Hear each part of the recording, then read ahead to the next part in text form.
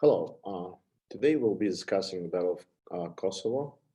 So it's Lazar versus Murad, who was actually Bayezid's father, and the invasion of Serbia and Bulgaria.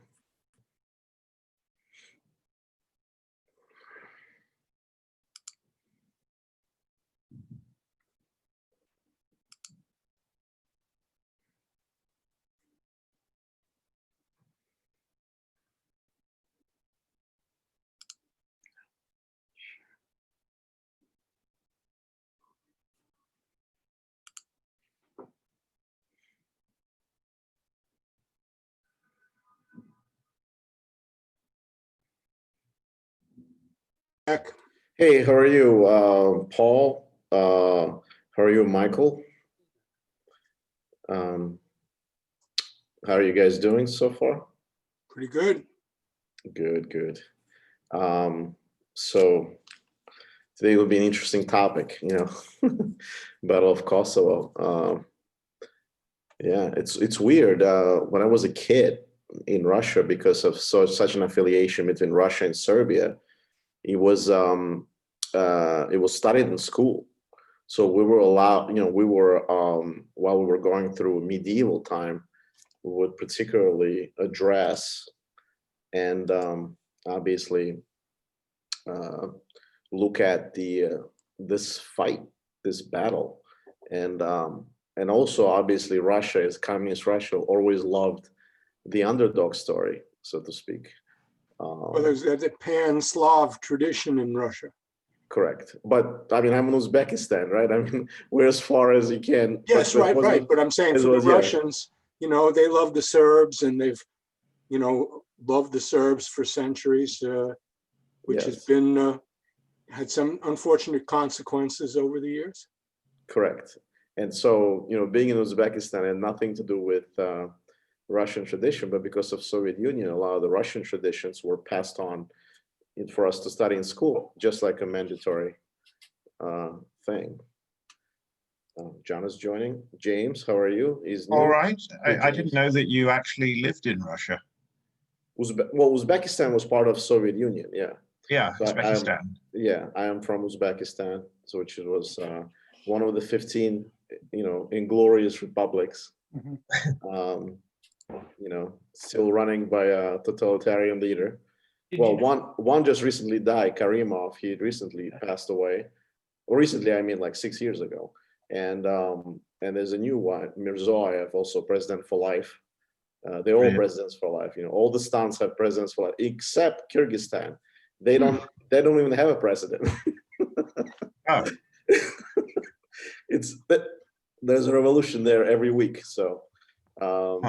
Which is interesting, which actually is going to be part of our discussion. We will do Karabakh, which, basically talks about the Azeri-Armenian conflict, and we will do Kyrgyzstan at some point too, because a lot of people don't know what's going on there, and the United States had an army base in there, so, Hello, Louisa. Hey, James, how are you? We were together this morning on another one. Yes. How are you guys? Louisa, nice. We're just history, we're just a glutton for history punishment. all day. Did you know that that when Archduke Franz Ferdinand visited Sarajevo, he was doing it on the anniversary of the Battle of Kosovo? Oh, really? Which was a dangerous time because Serb passions were hotter than usual. Okay. Yeah. So we're waiting for Vlad, who is actually. I'm here under my wife's name, so. Oh, okay. So I'm gonna pass the. You could hold on. Let me just let you share, and then you can share. Go ahead. You can share. So what I do?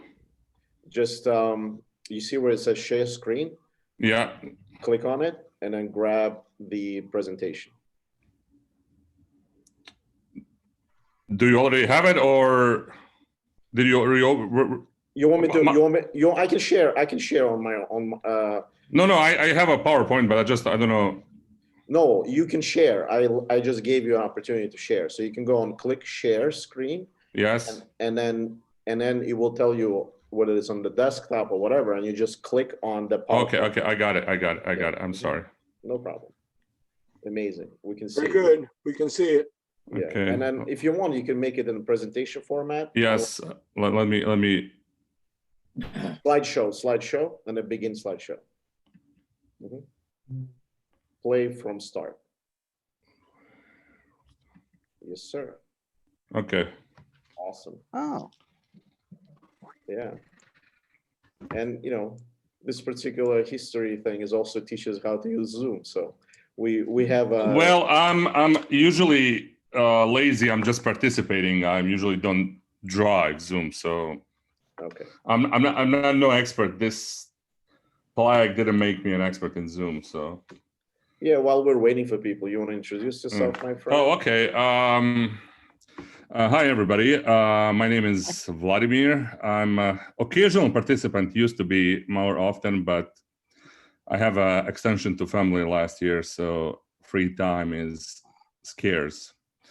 I guess some of you met me or talked to me, I guess, online before, but I work in finance, but I'm history buff. And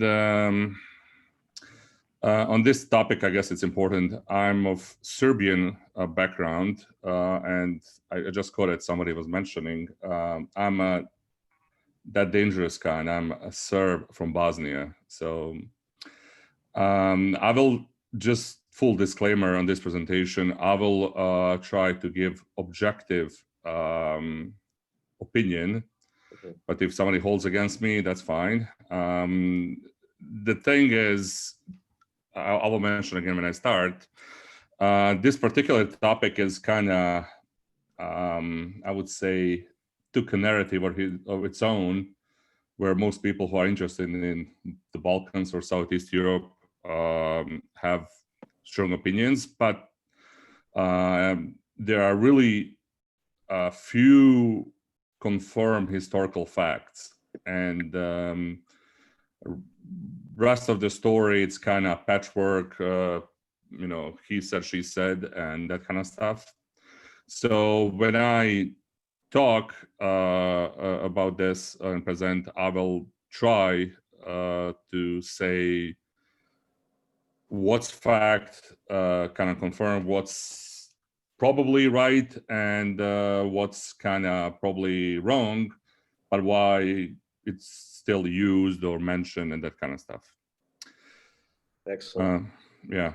And just to add to it, Vlad has been participant of history group for about 5 years. So we used to meet in person, and while we're waiting for people, about 5 minutes, we used to meet in person, and then now we're on Zoom since March due to the recent events, obviously. And we don't know how long we're going to be on Zoom, but the group is growing. Today we're expecting 25 people, which is, as one person here, Paul mentioned, is very successful beyond our expectations. And people love history, and I always suggest, if you have a topic that you want to discuss, I can put it on the schedule and we can discuss this topic, and you could be presenter. And there's always people here on various subjects. We go from Serbia, Kosovo, obviously Ottoman Empire, to ancient Greece, to Mesopotamia, to we could be like, I started a new wave on Thursdays in November. We're going to be talking about history of subject matter, like history of money measurement, or exchange of money, forex, or we're going to talk about history of beer. We're going to talk about history of slavery, and so that's another Thursday event that I've started. But we have, like I said, every Saturday we do ancient history, and then we do an interest, the topic of interest every Sunday. And on Wednesday we actually usually do either political or World War II topic, or we do an ancient text, like last time we did, and Greg, amazing presentation on Plutarch Pericles, and he's going to continue that in February. Aristophanes, right? February. Alcibiades. And next one I'm doing an ancient text is going to be Jewish Wars of Josephus Flavius. And if anybody could read that before next month, I'd appreciate that. But if not, we'll just summarize it as well. So go ahead. You're muted. I think you're muted. Don, you're muted. Me? I'm muted? No, Oh. No, I thought I hit the button, but I failed. No, there's a Penguin paperback translation of a recent one, of Jewish Wars, which has good notes. Yeah, another 2 minutes and then Vlad can start. One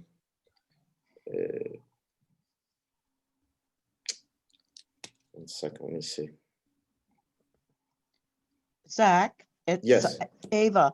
What I found interesting, I went on to the history of the, the Kosovo, and I went on to images. And then I got an image and it went through like from the 1st century all the way up to the Republic of Venice and I found it intriguing, all the tribes, and just did it all. Yeah, interesting. And I've, while we're waiting for people, I just wanted to mention, I was born and raised in Uzbekistan. I came here, I was 17 years old, but in Uzbekistan, we used to have history broken out in, in the beginning by ancient history, medieval history, and then more modern history. And then when we're talking about medieval history, this was very well covered, the battle. And then so since I was 13 years old, basically we went through this whole thing, and it was a subject that we were tested on and stuff like that. So there was a big connection between Russia and Serbia because of the, as Paul had mentioned, is Slavic nations, and because of Soviet Union, even though I lived in the Uzbekistan, which was Asia Minor, but we were part of Soviet Union, and we had to go through this in our part of as our education. That's why sometimes it's good to revisit. Yeah, it was just on YouTube, and it gave like a 10-second thing and just kept changing we're Ottoman. It was kind of interesting. Yeah. Vlad, without further ado, thank you so much, Eva. I always mispronounce your name. That's okay. And without further ado, go ahead, Vlad. Sorry. Again, hi to everybody. I will talk about this famous battle. If you kind of looking, I was later more battles of less importance, but when people talking, they usually mean about 1389 battle, and I will talk about that. Somebody mentioned image. I put a picture. This is kind of famous painting of a well-known Serbian painter from late 19th, early 20th century who did few kind of historical paintings, and this one is well known. I will try translation, kind of a girl of Kosovo, or depends how you want to translate, but basically it's a post-battle shot. If you go to Serbia, you may find it on some walls, but I just wanted to reference that. Okay. Just disclaimer, maybe I mentioned earlier, but as I said, Zach said, people usually who are interested in history know about this and have opinions, but I just want to let know other people that this is one of the important battles, I guess, where a few things are known. Full disclosure, what we know is that battle happened. That's for sure. And this is one of the few, I don't know how many, but like this is one of the few battles in history where both leaders, rulers died. I'm sorry for spoiler, but I guess many of you know that. And what we know about Bell kind of earliest are probably some years or decades later, but some records are from like 16th or 17th century. So what I'm going to mention, as I said, with a grain of salt. And on the top of it, especially on Serbian side, there is Kosovo meat, basically kind of grew over a few centuries after Beld, and it's a big part.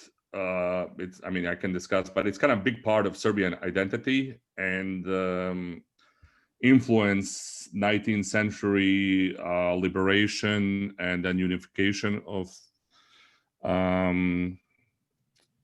first Yugoslavia, and then played I would say controversial, or some say negative, some say it's positive thing, role in breakup of Yugoslavia in the late 80s, early 90s. But I'll mention that later if somebody has a question. It's kind of completely another topic, but just want to throw that out. I picked a point where to start.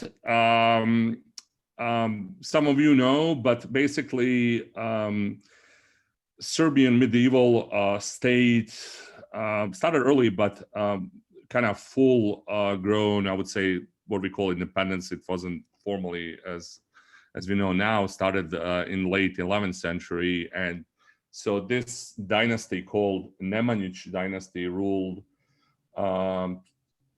over 200 years. So basically from late 11th century to late 14th century.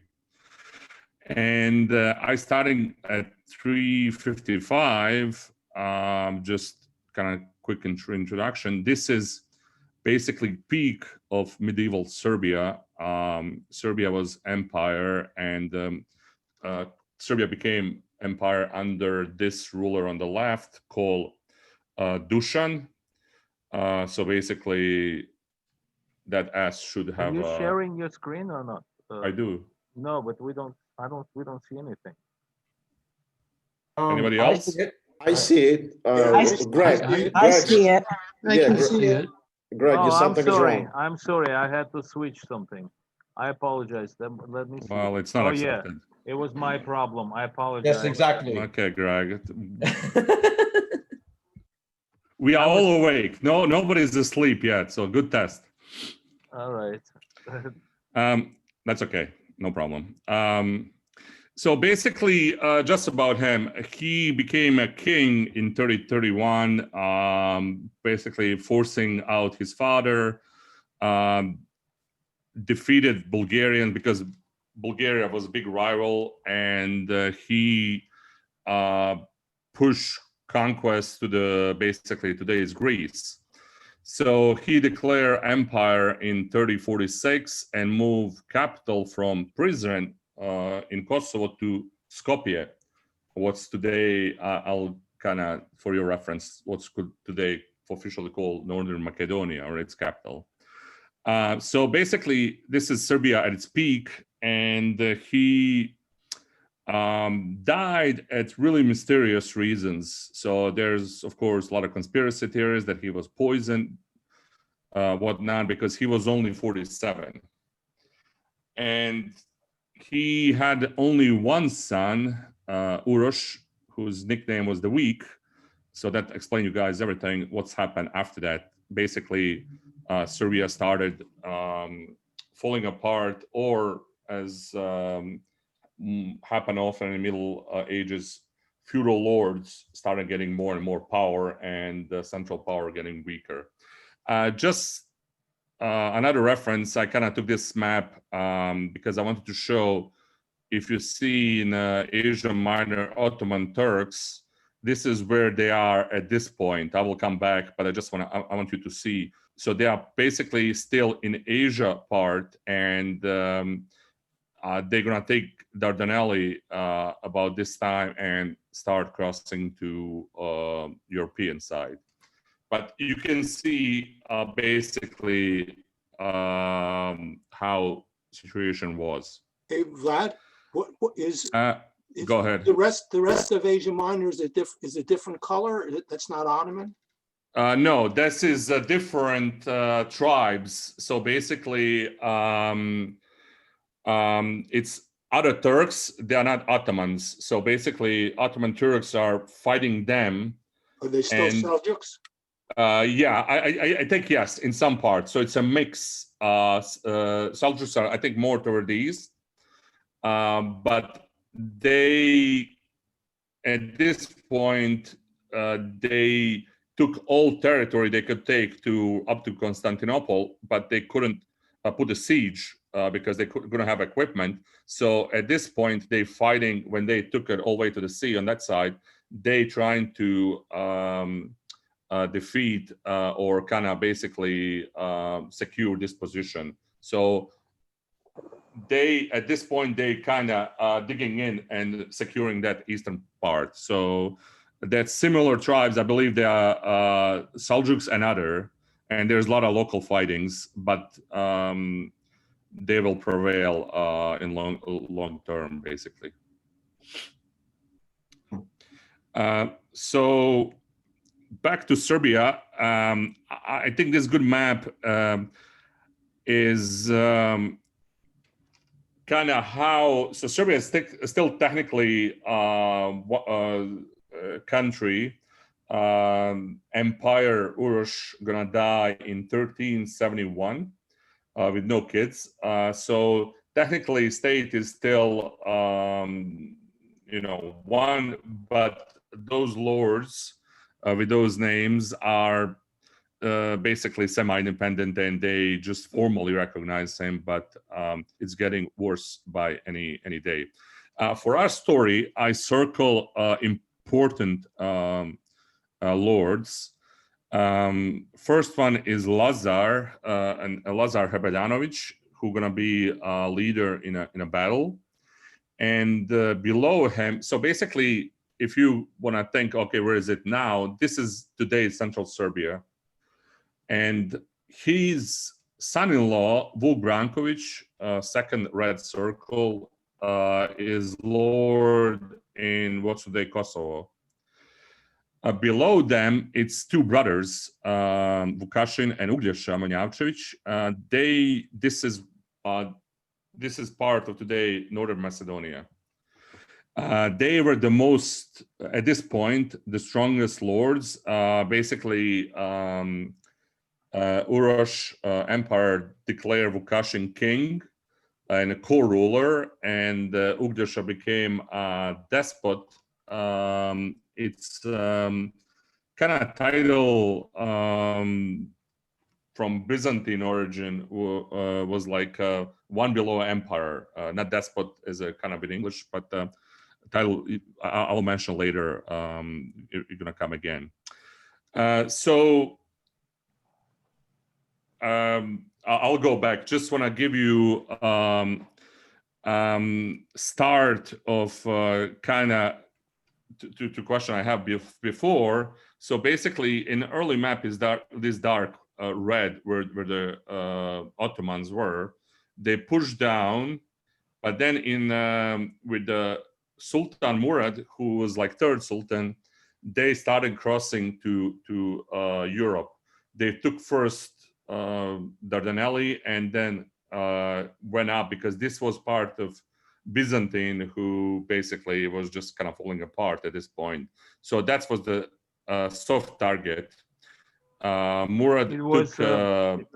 It was Adrianople, right? Yes, Yeah, that's Adrianople, and he will change the name to Adrian or Yedrin, whatever you want to pronounce. Right. So he moved capital basically from Bursa here to Adrian or Adrianople here. So at this point, Murad is want to push more to the west, as this map shows, because there's not much resistance. As I said, Serbians like fighting amongst each other. I didn't have it in a presentation, but I just want to mention. So basically, those two brothers are going to go back. Two brothers are expanded here to the east, and they're going to be first one to get touch in with the Ottomans. They got a good big army, and they're going to meet them basically in 3071. There's a river here in Bulgaria called today's Bulgaria called Marica. In 3071, they had like this is again their army was bigger than the Ottomans. They're gonna meet them, but I think they were more kind of still under honor system where they're gonna fight in the middle of the day at the flat field. Basically, they got ambushed by Ottomans, and whole army got slaughtered. So basically, probably 3 times less people kind of killed two brothers, most powerful lords, and because annihilated them. They just didn't expect. They were at night camping, probably 90% people sleeping. So they had no idea or didn't expect, or it wasn't custom of the day to fight during the night.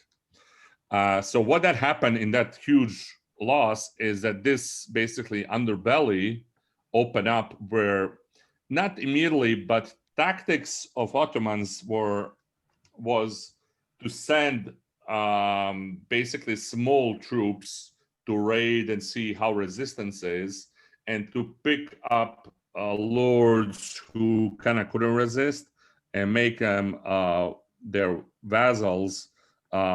They didn't mind at this point keeping rulers as they are, as long as they recognize Sultan and basically pay tribute.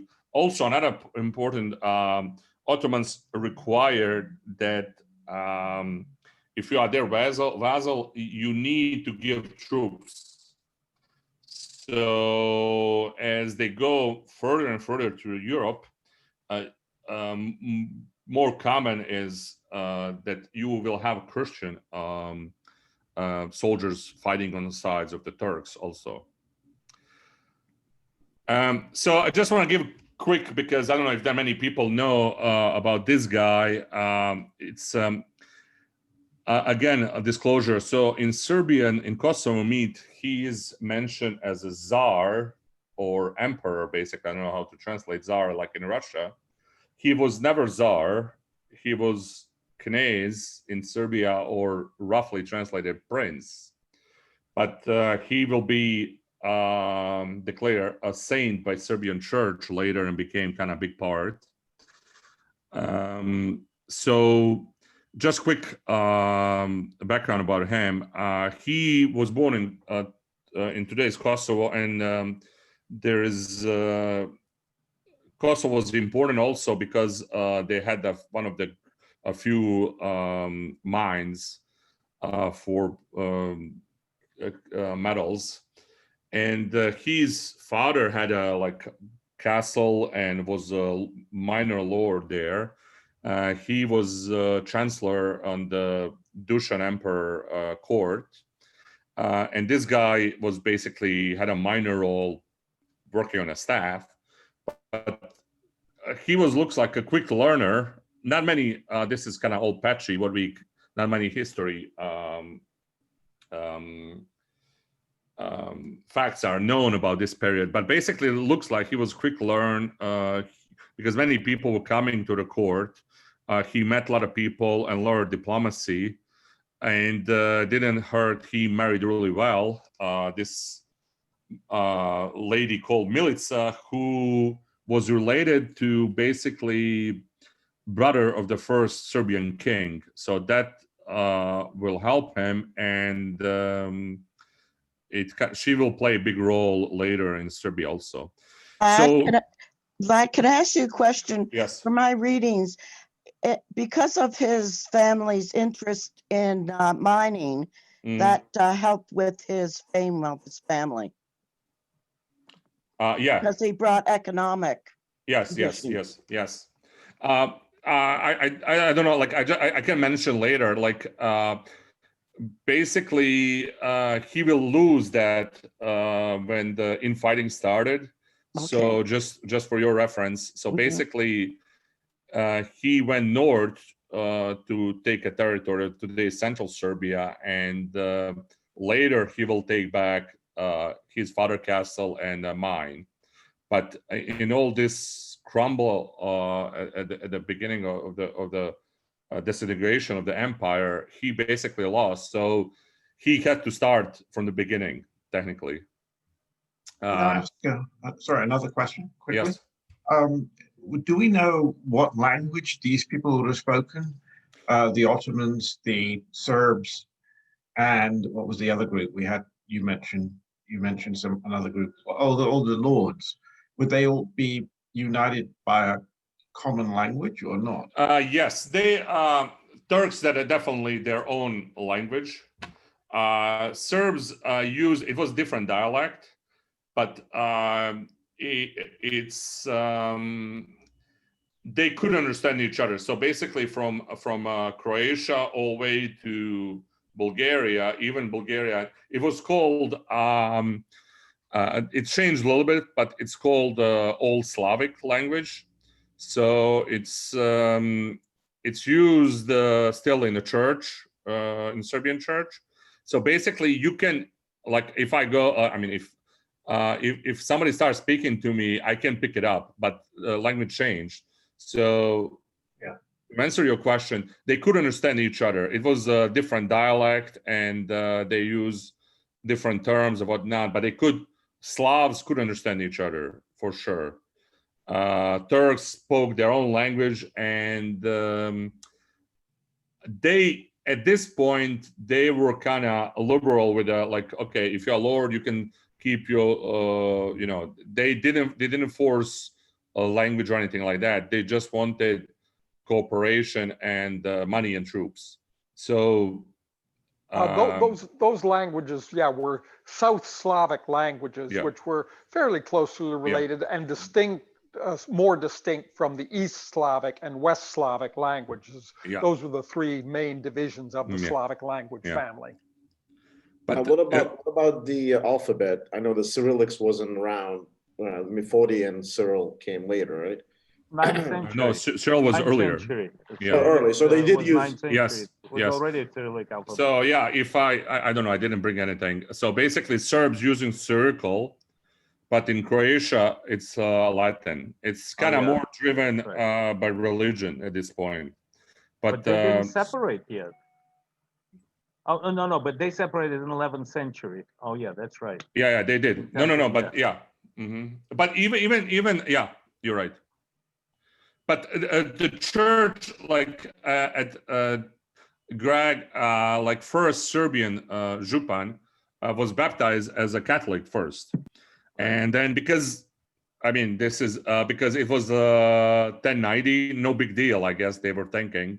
So then he switched later to Orthodoxy, because it was kind of deal. It was competition between Constantinople and Rome. And Rome, basically, I don't want to say auction, but like they were fighting for who gonna give me crown. So first Serbian king was crowned from Rome. So Pope gave him crown, even if he was Orthodox king. I mean, kind of interesting. I think, I don't want to say religious, but at this point it just was like fighting between churches for territory and influence. So, and the rulers were, later they were kind of becoming more, when they, especially on Serbia side, when they wanted to confirm power, they would basically kicked out all people who didn't follow church, or Christians who had taken liberties with religion. Well, looking at these images, Vlad, were they kind of iconoclastic, just like the in Byzantium, where they Yes. yeah. So this is it's not full picture. So basically, this is his church where he was buried in central Serbia. It's he built it, and this is fresco from his church. So if you look at from the right lower corner, he's holding church. So this is typical fresco from Serbian that period. It's definitely influenced by Byzantine. He has how you call it, halo, whatever, Oreo, whatever. So he's a saint, but he's holding church. He's donating church to God. And you, in most, especially in Kosovo today, like most Serbian churches are built by rulers from this period. And in each and every one, there is a ruler who built the church, basically holding church and giving to Lord, usually sometimes with a patron saint or whatnot. So I kind of took it because I don't want to say this is painted later, probably, because most monasteries got burned down and whatnot. But this is basically fresco from his church.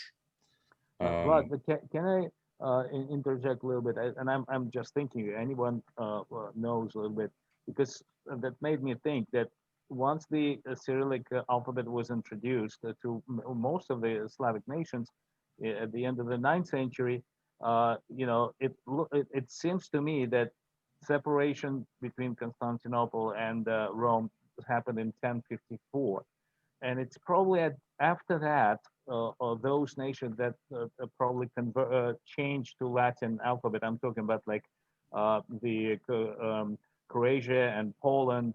I cannot even imagine that prior to that separation they did not use Cyrillic language, the Cyrillic alphabet. It seems that they made a point to change their writing, their script to Latinize it after the separation, like sometimes in end of the 11th century. That anyone knows more about that, but that seems to me that's how it was. I'm not 100% sure. I can add something to it. Just when brothers Cyril and what's his name? Methodius. When they came, they translated books and whatnot, and with the I don't know is it immediately, but basically with Orthodoxy, services are not in a Greek. They were, I believe, in local languages because they wanted to kind of reintroduce Orthodoxy. And I believe that Catholic Church, I really don't know timeline, but like definitely, I think after fact is Catholic Church didn't let it, of course. So basically all Mass had to be in Latin if you want to be Catholic. Of course, until whatever, 50, 60, 70 years ago. So I believe that's maybe why the Catholic Church hold the line, most likely. But when that happened, I really don't know. That's a really good question. Yeah, but in terms of like script specifically, I don't know. Like maybe because I guess it's politics. Yeah, I don't see many. Go ahead. I know in Poland for sure.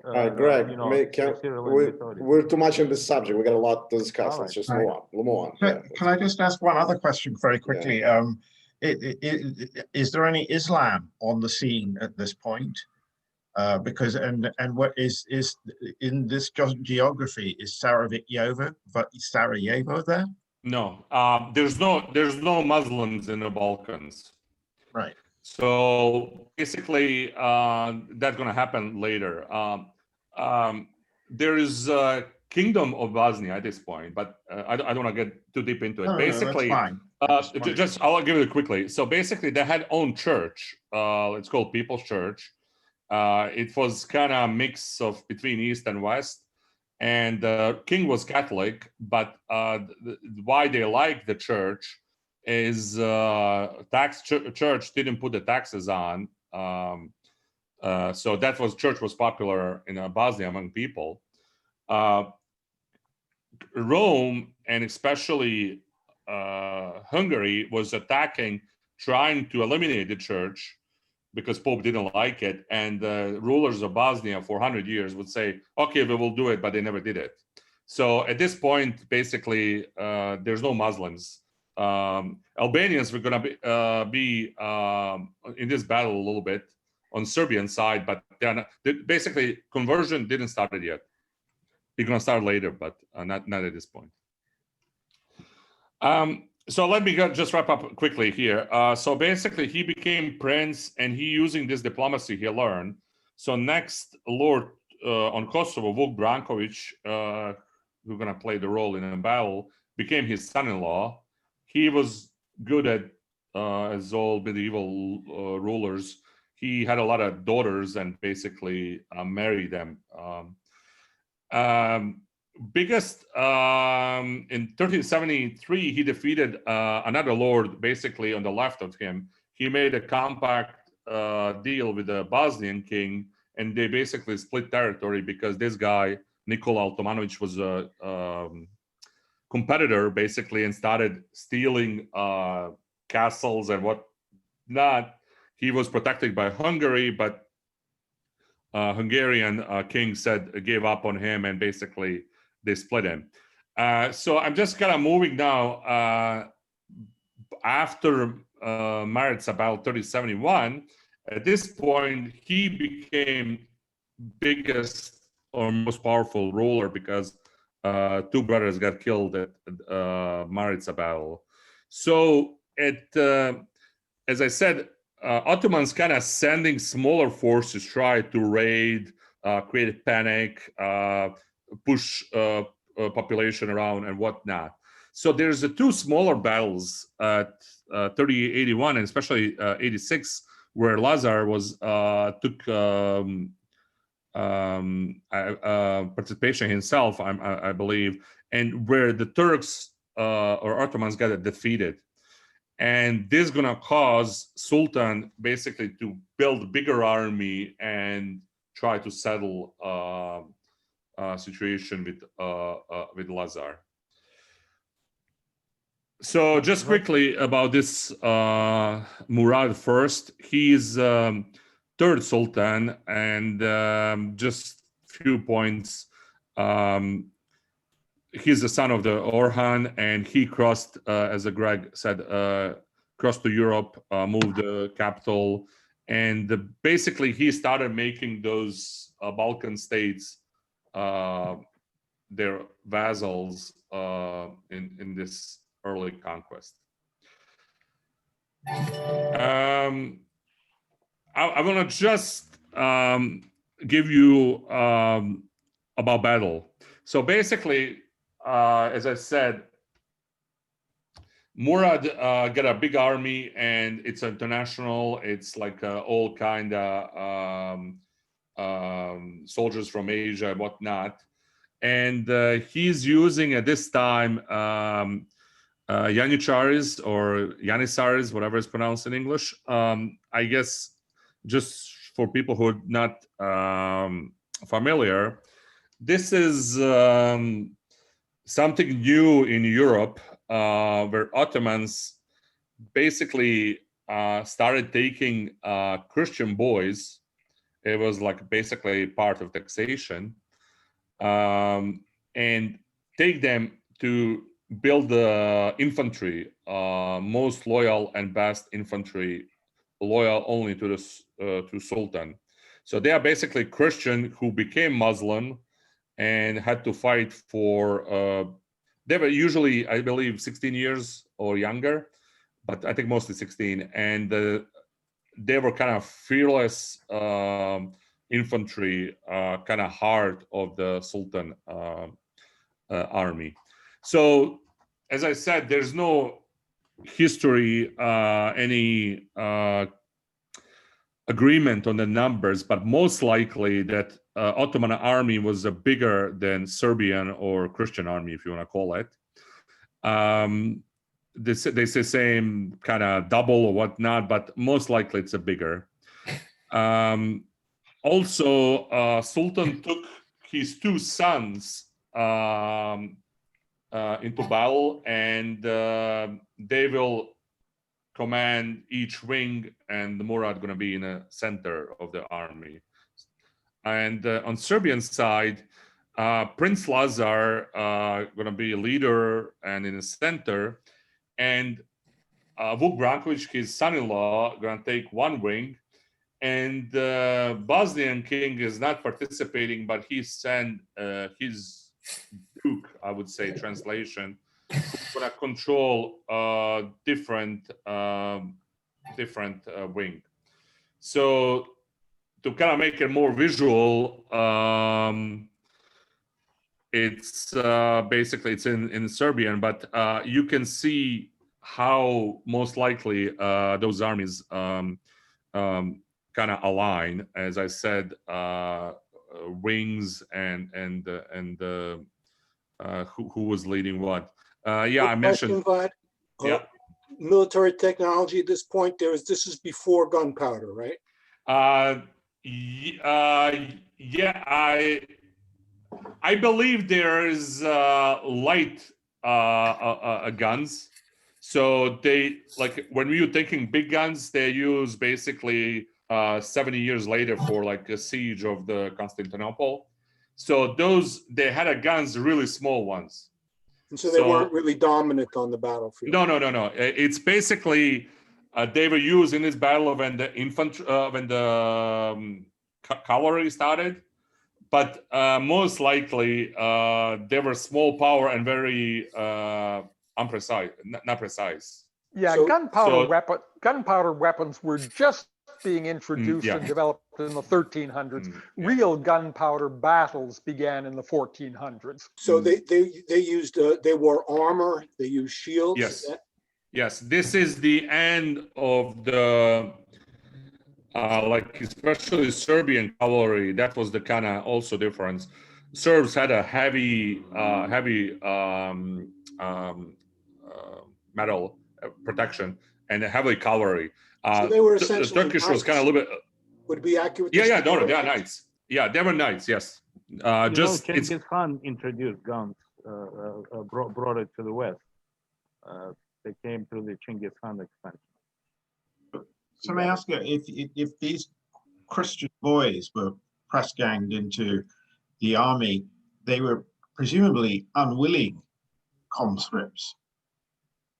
Well, when you're a kid, you don't think. So basically how it worked, it's one of the fascinating part of the Ottomans. So they're going to be, just think about this. So they were very young. Sorry. Now, I think they were very young and trained and converted really to Islam. They were very devoted. Correct. So basically, they were took young, as you said, but training and I don't know if you want to say brainwashing, whatnot. It was there were some benefits. So basically, you had the benefits of serving army and enjoy. You couldn't get married. That's I don't know if I mentioned that. So basically, it's celibacy, but you could advance in career. But training and that. I don't know if I can. I would say brainwashing, whatever, but it was part. I mean, they knew where they came from, but that was the new life, and especially at this part, a sultan could provide benefits they would enjoy. So this, yeah. Sorry, Vlad. Would you say they're similar to slavery? Is it kind of? Were they kind of? They had yes, no I would say this is well. In the Serbian old songs, they call this taxation in blood. And I think if you're thinking, because they would come and literally rip the kids from the mom's arm. So there was a lot of stories, I don't want to get gruesome here, where the mother would break arm or, cut the fingers from boys' hands. So because if you didn't look at perfect health, they would pass on to another kid. So it's almost like Spartan 2.0 with I would say mm-hmm. So it's really nasty stuff, and this I just want to trivia, I guess, point. So this is going to last all the way to 19th century. So basically, when they became too much of the threat, because I never been to Istanbul, but they had a nice quarters, I guess, where they lived. And when they become like some kind of Praetorian guard, in a nutshell, to Sultan, when they become threat, not in that source, but as you can imagine, too close to power, I think in 1806, they get disbanded. So basically, you can do math. They were in service, or this was going on for 500 years. You know, Byzantine emperors used to keep the guard of Vikings because they were loyal to the emperor itself in Byzantine. The Varangian Guard. Exactly, yes. That's a similar idea. Mm-hmm. They were not taken as children. These were, you know, these were adult warriors who came there to be employed. They were adult mercenaries. But they had no connection to the population. True believers. They had no connection to the population, so their loyalty was only to the emperor. But they were classic mercenaries.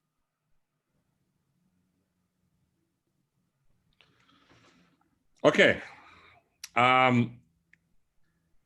Let's talk about battle. So this is interesting or frustrating part. So whatever I tell you, you can call me a liar, because I cannot guarantee 100% that happened. But we would never dare, Vlad. Well, because whatever I say, like especially sequence of events, there's a lot of disputes. But let me give you a couple scenarios. So basically, one of the scenarios is that Serbs from here, because it's a middle, and Lazar was on a horse, one of those knights, heavy armor. So basically, they charge and crack, most likely, a line. So it looked good. And on this side, Vuk Brankovic, his son-in-law, started, as the map shows, pushing Jakub, his youngest son, to the left. So here's where the thing's getting interested. One theory is that as the heavy Serbian cavalry went into it, that Prince got surrounded and got captured. And one story says that he got just cut down. Other story says that he was taken and his head got cut off on the stump. Second or third story says, this is going to be the story getting interested, is that early in the battle, couple of the Serbian, like 10 or dozen knights, charged and cut to the lines and basically hit the tent of the Sultan and killed the Sultan, like a surprise attack. A more spicy story is, I will go detail later, is that one knight who was well known, but there's no history note that he ever existed. But Miloš Abilić. Obilić, correct. Yeah. He charged and basically turned the spike, saying that he is giving up or he's surrendering. And when they got his horse, he said, "I'm surrendering. I have something important to say to Sultan or whatnot." So they kind of pat him down and he was safe. But when they brought him to Sultan, he pulled a knife from the boot and basically cut him open. So again, one gruesome story, Sultan was dying long and slow death on the field as the battle was going on. So all this story kind of getting to the point where, okay, looks like Sultan was dead, and they called his older son Bayezid on the right side, who came back, and he called most likely he called reinforcement, push back on the center and use his forces, basically cavalry, and started crashing center. Basically, they're saying at this point, battle turned. What's happening, mostly historic, is that at this point, King Tvrtko, he wasn't there, but his duke, he started retreating because he was thinking that battle is lost.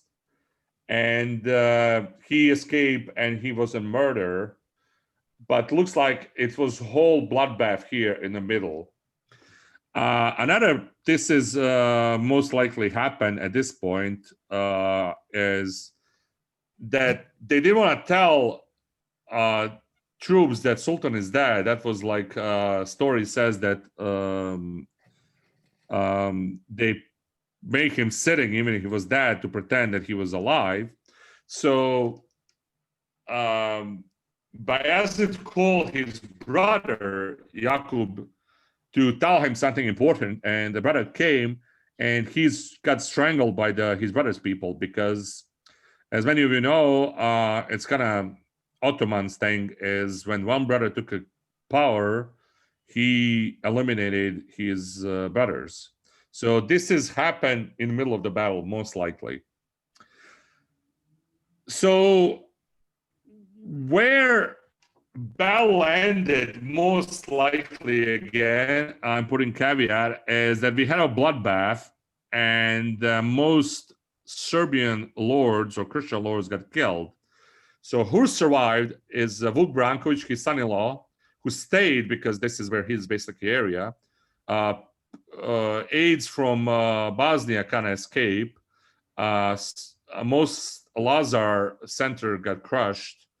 Bayezid had a heavy losses, but when he saw that basically Serbs will not attack any further, at this point, he, I believe, was thinking more of going back home and consolidating power, becoming new sultan.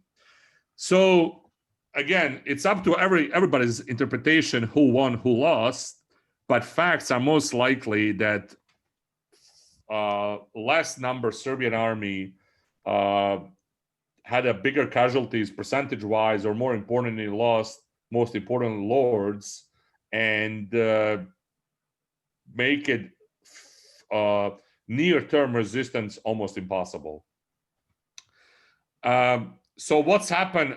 I have a few points here. I talk about them. I think I cover everything.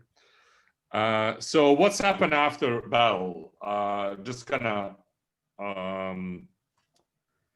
first thing. Ottomans had a new sultan, Bayezid I. Most Serbian lords got killed. So Lazar had a son, but he was, I think, 12. He was a kid. So his wife became basically a protector of his land, and in order to survive, they became vassal to Bayezid, and to make it sure that it works, she married her daughter to Bayezid. So basically, a future ruler sister to new Bayezid, to new sultan.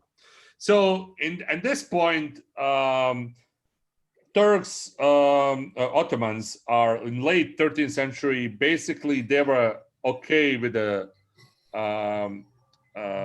vassal lords. Most in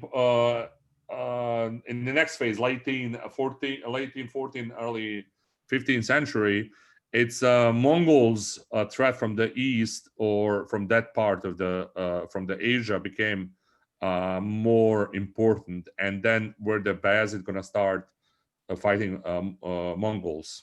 No, it's not Mongols. It's right? Timur Lane. Timur Lane, I'm sorry. From I'm sorry. from Uzbekistan, from Samarkand. Okay, I'm sorry. Full credit.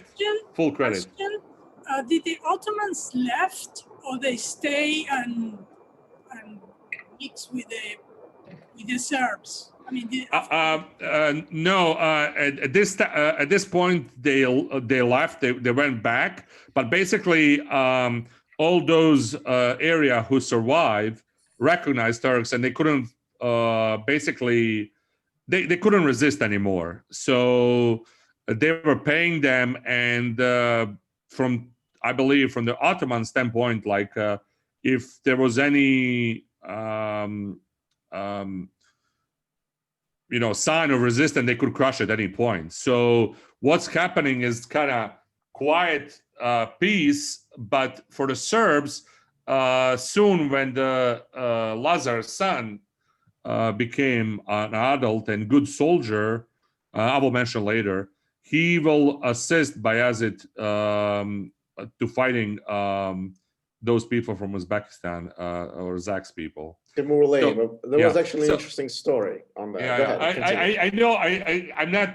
I know that's really kind of fascinating, but I'm not a big expert. So if you want to come add later, but to your point, Balkans and Serbs are allies with the Ottomans at this point. So they are fighting against third enemy with them.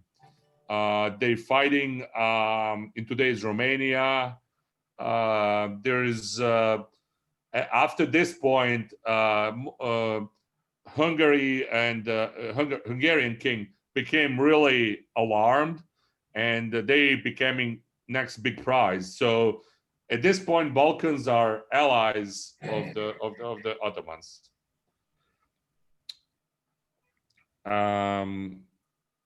So yeah, I mentioned a few things, but let me go over if I missed something. So basically, his son Stefan became a ruler of Serbia and Bayezid ally. So Zak, at that 1402, Serbs were really, they say, brave, and Stefan tried to save Bayezid, who gonna be captured in a battle. And one of the stories is that he spent rest of the life in a golden cage in Asia. Yeah, he was displayed in Samarkand and Asia, basically, and then he died in shame. But Timur Lane is interesting. Timur Lane was actually Barlas, and Barlas nationality is they're half Mongols and half Uzbek. So initial Uzbek, which was the nation that, so they were Turkic and Mongols, half and half. What's a beef with the Ottomans at this point? Why they started wars? I'm sure. Just gonna... So Timur Lane expanded to India, expanded to Afghanistan, capture of Iran, and actually also expanded into Egypt. He had an interesting anthem. He had 3 circles, which is for 3 different parts of the world, which is Asia, Europe, and Africa. And so he basically, they butt-headed. They head-butted each other. Basically, they were going into each other's territory. And Timur Lane intentionally never attacked Russia, and he thought the biggest fight was the Bayezid, who was expanded his empire, and he was expanding his empire from he took over Caucasus, he took over Georgia, and Timur Lane was extremely. They call him the Iron Limp Man. So because he was shot by an arrow when he was a child, and he was limping, and he killed over 25 million people in regard. And his grandson was actually the Mongol that ruled India for many centuries. That was his grandson. And what's really interesting is most people attribute to Genghis Khan sort of like the massive death calculations, but it's really to him. I mean, not that Genghis Khan was a nice guy living in Soho and relaxing, but I mean, I'm just saying, like, in proportion, you know, he killed probably 5 times more people than Genghis Khan did. I mean, that's probably about right. Who overthrew the caliphate? I'm sorry? Who overthrew the caliphate? The caliphate falls in Mongols. approximately this period, right? Yeah, Mongols overthrew Yeah, the Mongols. caliphate. Well, the Mongols, not Tamerlane, but the Mongols are the ones that overwhelmed the caliphate. Correct. I mean, That because was caliphate. earlier. Go You ahead. just said a lot of people, a large number of people died. Who was doing the killing? Well, the Timur Lane. He was Timur Lane, used. yeah. Timur Lane, yeah. I guess it's hard to compare who killed more, Tamerlane or Genghis Khan. But Well, they said that the footprint of yeah, the but by the time the Baghdad was destroyed, I mean that was a huge city, over 1 million people. You know, Genghis Khan was already dead. It was his grandson. they said the footprint of the earth was decreased by about 20% after the Timur Lane and Genghis Khan were done with it. And I know that, so that's where he captured Bayezid and killed him in 1402, yeah, in a battle of Ankara. Yeah, it's 1402. Well, he also stopped the expansion into Europe. I mean, at least paused it for a little bit, Timur Lane, so to speak. Yeah. I'll just mention. So basically, after 1402, I don't want to go, but like kids of Bayezid. So basically, it was civil war for like, I believe 10, 15 years until one of them won. So for this period, kind of Serbia is not vassal anymore, and Stefan became despot. He got a title from whatever it's left of Constantinople. So this is a couple decades of peace, and you have he loved poetry, and he was a well-educated man. So it kind of have a late bloom of culture in Serbia. But then he suddenly died in 1427, and at this point, Ottomans becoming, they want to expand more, and there's absolutely no resistance. And soon after that, Mehmed II, guy who took over Constantinople, basically just wiped out whatever it's left of those small, because those, if you can imagine, those territories getting smaller and smaller because Turks are taking key cities and whatnot. But I'm putting here just when the last city in Serbia, 1459, fell, 1463, Bosnia fell. Belgrade gonna fall in 1521, but it's under Hungarian control. But I would say people say 1450s is when the all Balkan countries lost independence to Ottomans. So that's kind of. That's also when Constantinople fell. Yeah, 1453. Yeah. There's an interesting aspect of it. Mehmed was considered to be very young, and when he entered Constantinople, they built a blue mosque. First, they converted Hagia Sophia into the a religious sanctuary for Muslims, and then they built the blue mosque, and they built 7 minarets, and they were not allowed to build more than what was in Mecca. And so he built another one in Mecca, and then he came back because he was the youngest one entering Byzantine capital. He was allowed to build 7 minarets. Just a little. Thank you, Zach, for that. Oh, Vladimir, I have a question. Yes. So when I was in Kruševac, I've seen a big statue of Lazar. So what did he make it a capital of yes. Serbia? Oh, yes. When he ruled, that's where his I hate to say capital, but basically where his castle was. So it's kind of, when you count capitals of Serbia, Kruševac, and then in the story it says that it's from there where he went on Kosovo, basically took army. Yeah, and that church. That's where that statue is right next to it. Yeah, and it's gonna play a role. So I just another trivia thing, I guess. So basically, Serbs preserve his body, but without head. They said head went to Constantinople, and that body is in this church. It's gonna survive all the way, and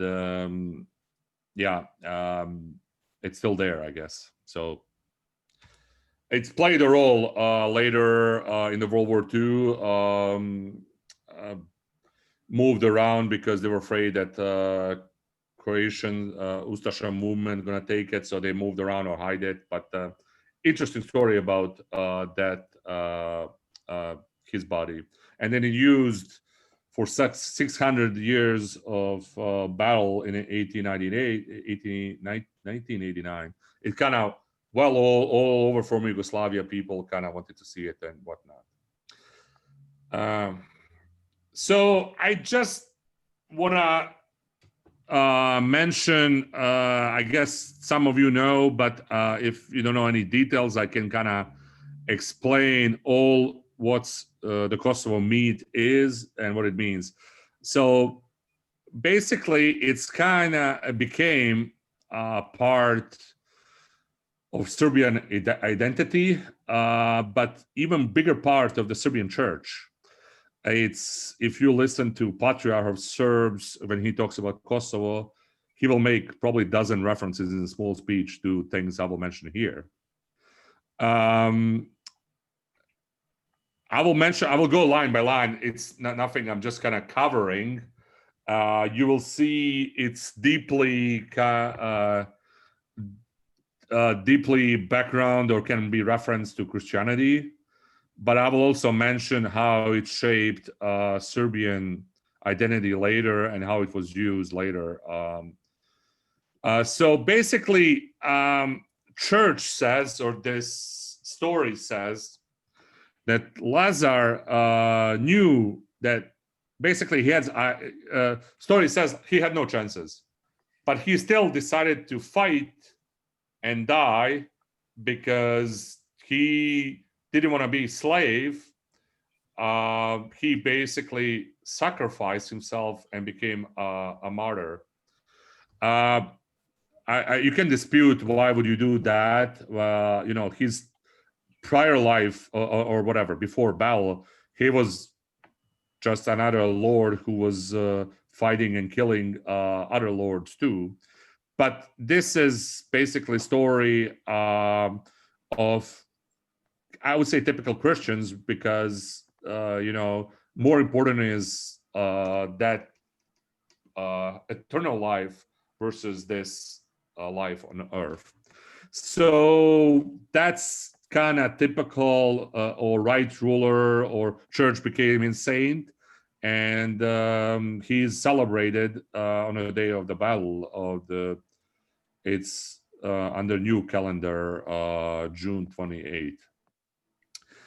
So basically, how it's that phrase, it's kind of, he chose the kingdom of the heaven versus earthly kingdom. So it was kind of completely conscious decision.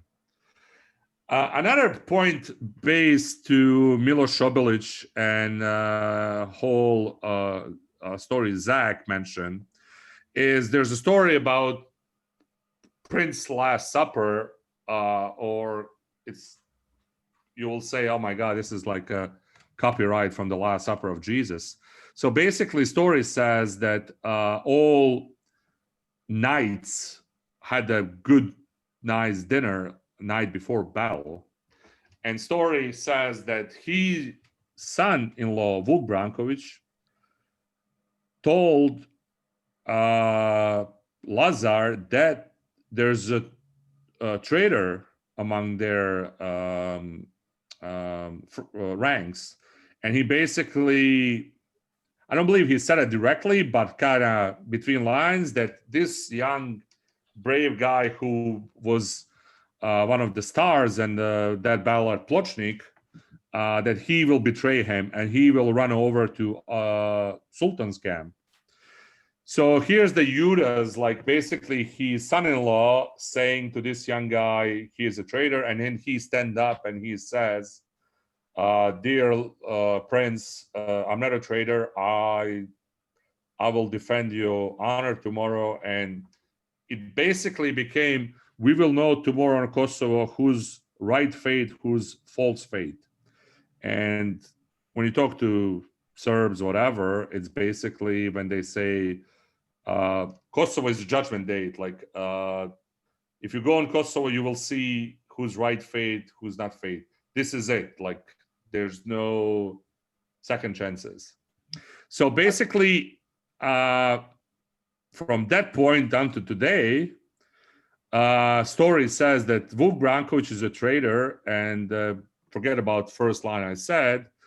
Lazar got defeated because he got betrayed by his son-in-law. This is absolutely, there's no historical facts that his son-in-law betrayed him. History, this is fact that he stayed on Kosovo. He refused to become vassal. Then he was captured by, basically took to dungeon, whatever you want to call it. He got a chain soon after battle, and he died as a prisoner. So, but this is one of the biggest historical ironies. The guy who died in Ottomans' captivity became the biggest traitor in Serbian history. So basically, when you call somebody in Serbia, you are Vuk Brankovic, that's the biggest insult you can do it. Vlad, question. Yes. Is this the essence of the Serbian national narrative? Well, I will talk about that later. Okay. This is part of it, but it became controversial in Yugoslavia because the role of the Kosovo, and because Kosovo is mostly populated by Albanians. So it's really sensitive topic for Serbs. And then because of that, this meat, who kind of, I would say, went to hibernation after creation of Yugoslavia, became stronger. I would say in the late 70s and 80s, but it was used by other in Yugoslavia, or especially people who want to criticize Serbian nationalism. They say this is basically blueprint of nationalism. So, for example, go ahead. The person who assassinated Archduke Ferdinand. Yes. Did he see himself as Milos Obilic? Not really. This is completely different topic, but let me, I'll do in 30 seconds because this is really important. So when Archduke came, he came on this day, and I believe it was kind of part of the insult because it was military maneuvers and they were on the border with Serbia. So that was definitely provocation. But the guy who killed him was a part of young Bosnia. They were mostly Serbs, but they were Croatian and Muslims in the group. So they were anarchists. They were not religious. They were not nationalists. They are pro-Yugoslavians. But then, so basically when he killed him, he wanted to all people got unified under in Yugoslavia, but the guy wasn't. He was, if you want to say nationalist, he was Yugoslavian national. He wasn't. He was a Serb, but he wasn't Serbian nationalist. And mostly important, he was firstly socialist, and I would say he became anarchist. So he wasn't religious at all. But propaganda, because of the connections and how Austria declared a war, they were saying they are all Serbs and they were part of the bigger Serbian project. What wasn't a case at all. So that's, a lot of Serbs forget about that. But again, short answer, they were Yugoslavian national, I would say, anarchist group who believe in destruction of Austria-Hungary, but not creating bigger Serbia, but creating big Yugoslavia. And even Serbs forget they were all of them. They didn't believe in God, or they were anarchists because they go ahead. No, you go ahead. They basically copied young Italy, you know, like those killings of the rulers from late 19th century. That's how they was. So what I was thinking of was the populist movement in Russia, which, you know, killed the Tsar Alexander. Yes, that was the. But just remember, in Russia, those people, it was like a socialist. We wanna, I would say, regime change. Well, yes, but really more anarchist than socialist. No. Yes, but they don't want to. Here is people liberation. Like they couldn't. If I can answer in one sentence, they didn't see the people can prosper under Austro-Hungarian occupation. So they say in order to our people to prosper, Austria-Hungary has to die, and we need to create our own country, whatever it's called, later Yugoslavia. So it was a national liberation and unification part of it. But you are dead right that it's a similar track. It's really similar to Russian anarchists. But the difference being that the Russians it was an internal thing of that's trying to overthrow the oppression of Tsar. Yeah, because they lost the faith. I mean, because we have experts here on the Russian history. They believe Tsarist regime couldn't be reformed. So they said, we need to decouple it.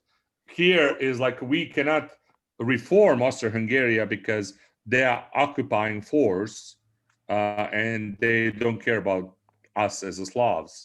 Another topic, but that's the biggest, yeah. Thank you. No problem. I have another question. Yes. I'm sorry. When did the Albanians migrated to Kosovo? Okay, I didn't mention. It's a really good question. So,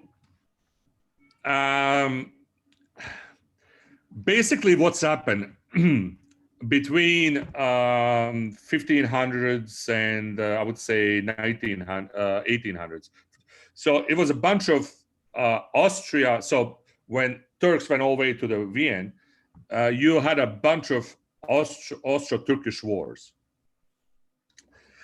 One of the so basically what's happened is kind of similar to, I guess, what Russia did, is a lot of Slavs were fighting in an Austrian army. So idea was, we will liberate your brothers or all land.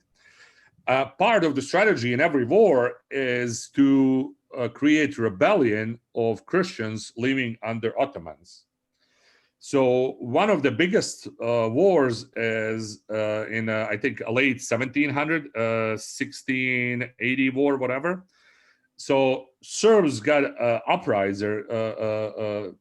rised up, but basically, as almost every time, Austria came to peace agreement with Turks, and Serbs stay basically under Turks.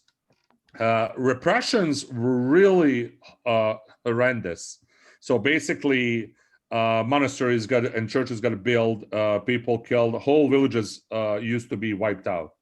So it's called a big migration of Serbs. In 1690, most Serbs from this area, not all, but most, under patriarch because seat of patriarchy is in a Peć in Kosovo.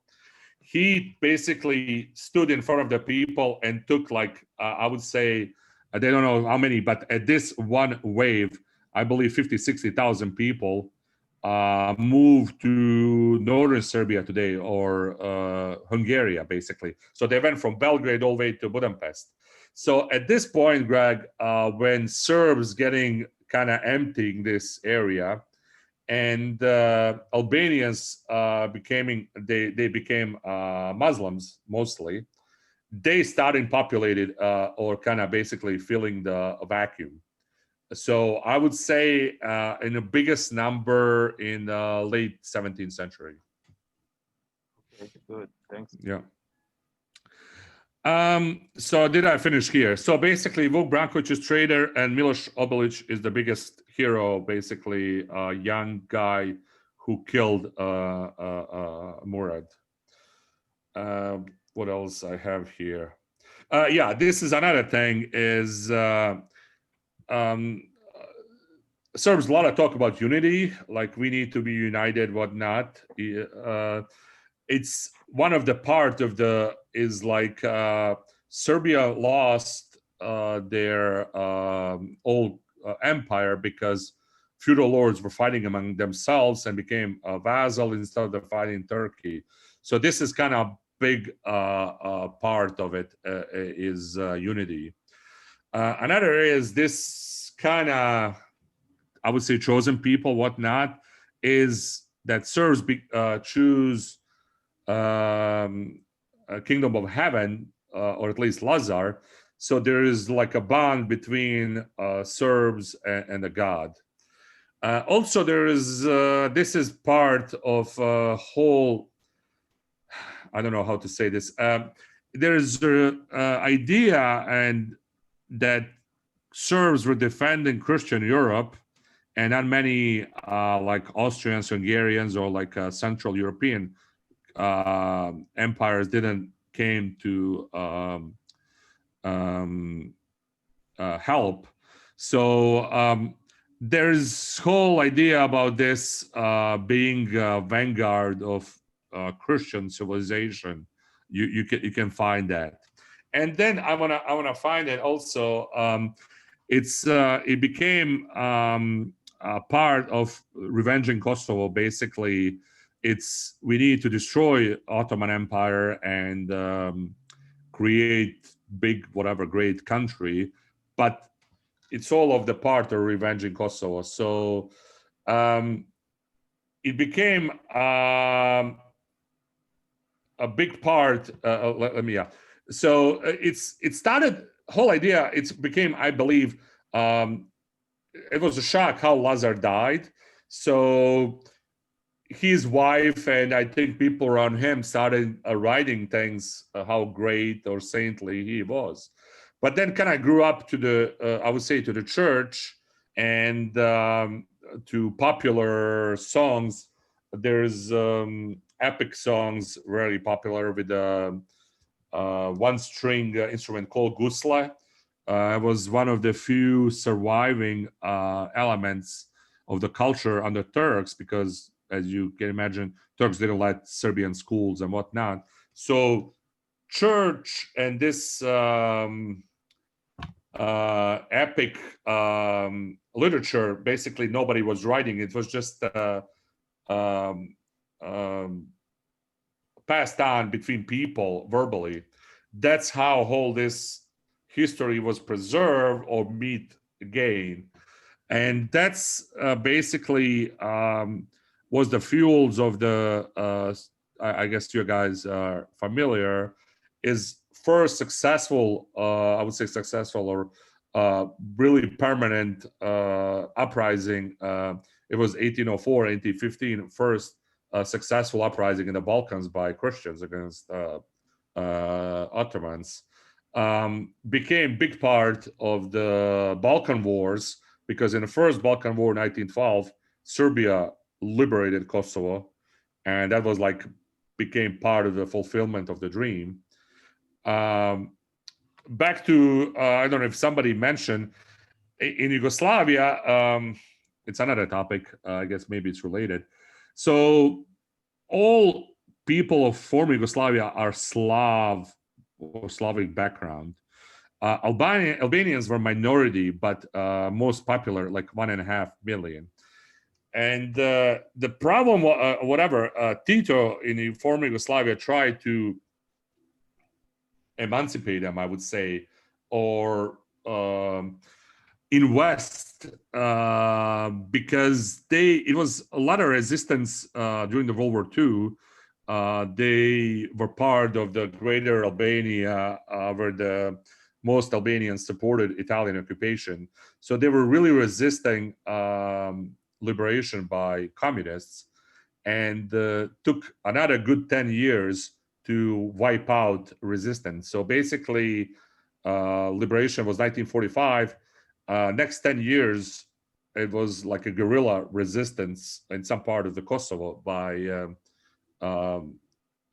Albanians.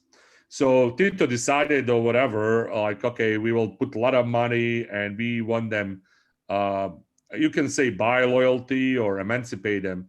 So they gave them a lot of autonomy in Serbia. And that was the part because during the World War II, Craig, a lot of Serbs got kicked out, became refugee by this during the occupation. And not many were let to come back after the war. So tension started to become as fewer and fewer Serbs were in Kosovo, and they had no rights because communist leader Albanians basically didn't, even formally in Yugoslavia, in Serbia, they didn't care what Belgrade says. So this basically started, I guess, first wave of nationalism in Yugoslavia, and the part was of Kosovo, like, my God, we're losing Kosovo and whatnot. But the key part is constitution in 74, where all republics, I don't want to bother you, but basically all republics became countries. It was Yugoslavia became confederation, technically, where especially Kosovo, even within Yugoslavia, as I said, could block any central power elements. And then, as I said, basically Serbian nationalism wanted to kind of take control of of Kosovo, where Kosovo wanted to get out under even formal Serbian rule. So just moving quickly, 1980, Tito died. In 1981, there was a huge first demonstration by Albanians who wanted to get a republic, basically wanted to have own country and to be equal with other republics. So there was a lot of turmoil in the 80s, and back to, I think Paul's question is, where this narrative or myth became really toxic. And then in 1989, Milosevic bring new constitution and basically limited autonomy, and Albanians reacted by, I think first time, I don't know, like they left all institutions and not just political. They didn't want to go to schools. They didn't want to go to universities. They didn't want to do anything with the government. So, but Balkans wars in Croatia and Bosnia didn't touch Kosovo, but then basically I think they were thinking that a train is missing, and armed rebellion started in 1998, was going on for a year, touch and go. United States tried to break a peace, but couldn't for whatever reason. And then NATO started bombing whole Serbia. And what's happened is technically armistice was signed where the Serbs gonna pull the troops. Kosovo became a UN protectorate under Serbia because that was UN resolution. But Serbia didn't have much besides formal, just like, okay, that's part of our country. UN had a new government locally elected. So basically in 2008, that local government, because it's 90% Albanians in Kosovo now, they declare independence against that UN resolution that was recognized by Western power, but not by Eastern powers. So we are, what's this, 12 years later in a limbo, basically.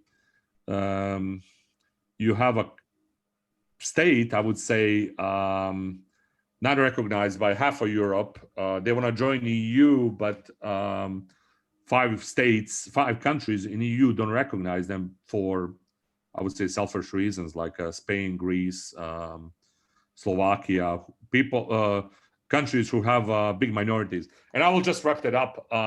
Kind of became a big problem because after World War II, idea was that borders cannot be changed by force, and borders changed, like Soviet Union, Czech Republic, Czechoslovakia, Yugoslavia, by disintegration of the countries, but not between territories were not ripped off from the country by force. So first time it happened with the Kosovo and Serbia in 2008, and idea was, well, it's exception because Milosevic was a bad guy and we will do once and never again. But as most of you know, it's kind of whole Pandora box in especially former Soviet Union, because Putin used exactly this precedent with Crimea and other territorial or whatever historical movements looking toward this and say, what is stopping us? You have Cyprus, you have a Spain. I mean, Great Britain is perfect. I mean, maybe a good example, but I would say there's a lot of spots. I'm just looking Europe, and you don't need to go any further, where this, I think, changed narrative post World War II and created a lot of questions. But back to our conversation. So a lot of people say, like, why is this important? First, this myth is kind of important to Serbian identity, but a lot of monasteries, 600, 700, 800 years old, are on Kosovo. A lot of part of the history, culture is related to this period. And Albanians are 90% there, but they came relatively recently, I would say, 200-300 years, and especially later. So it's kind of emotional, cultural, historical connections to Serbia identity.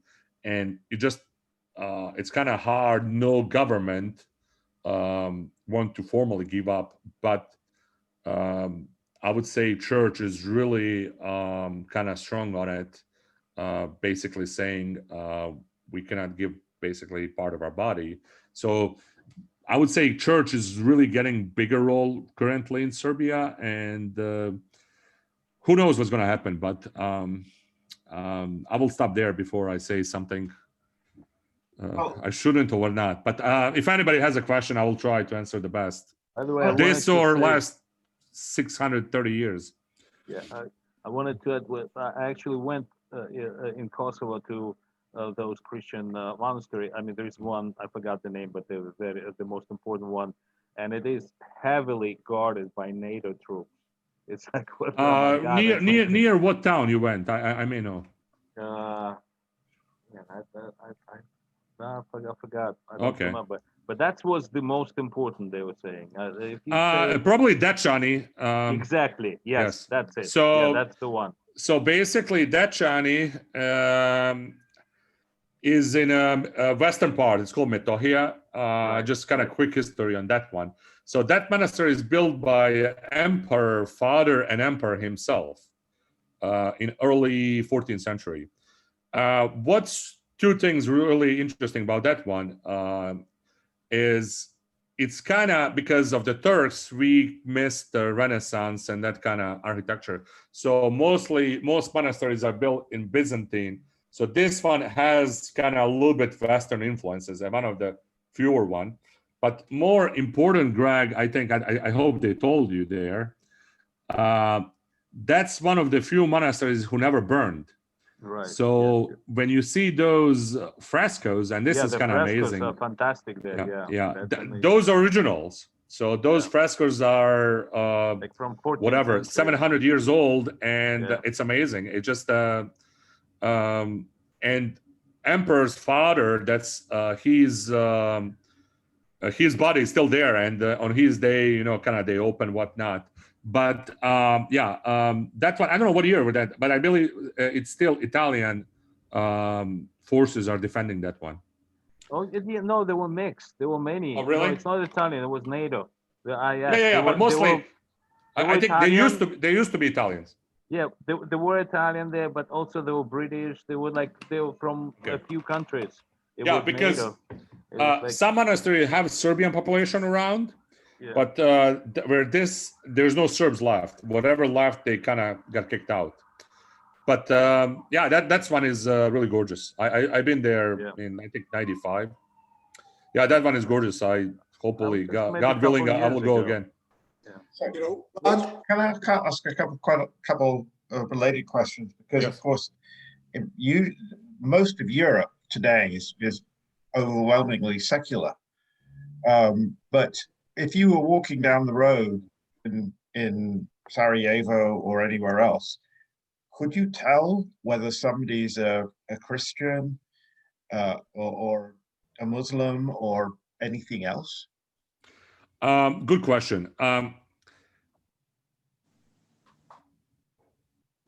How can I say this? Okay, they are all. I hate to say this, but I don't know how to. So they are all white, and they all look alike.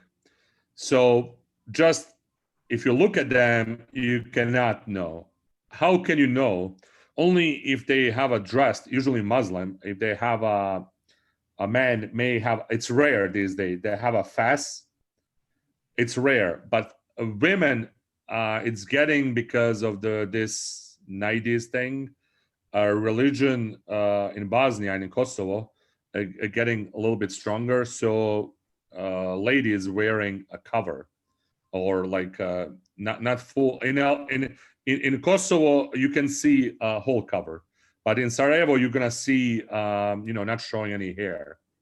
So only way to see is by outfit.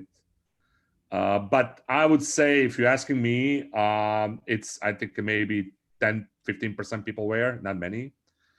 You can recognize by name if you ask them what's your name. That's a good bet.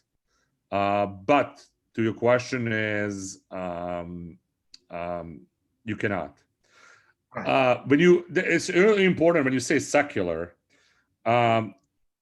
because I think I don't know in Soviet Union, I think it's same thing.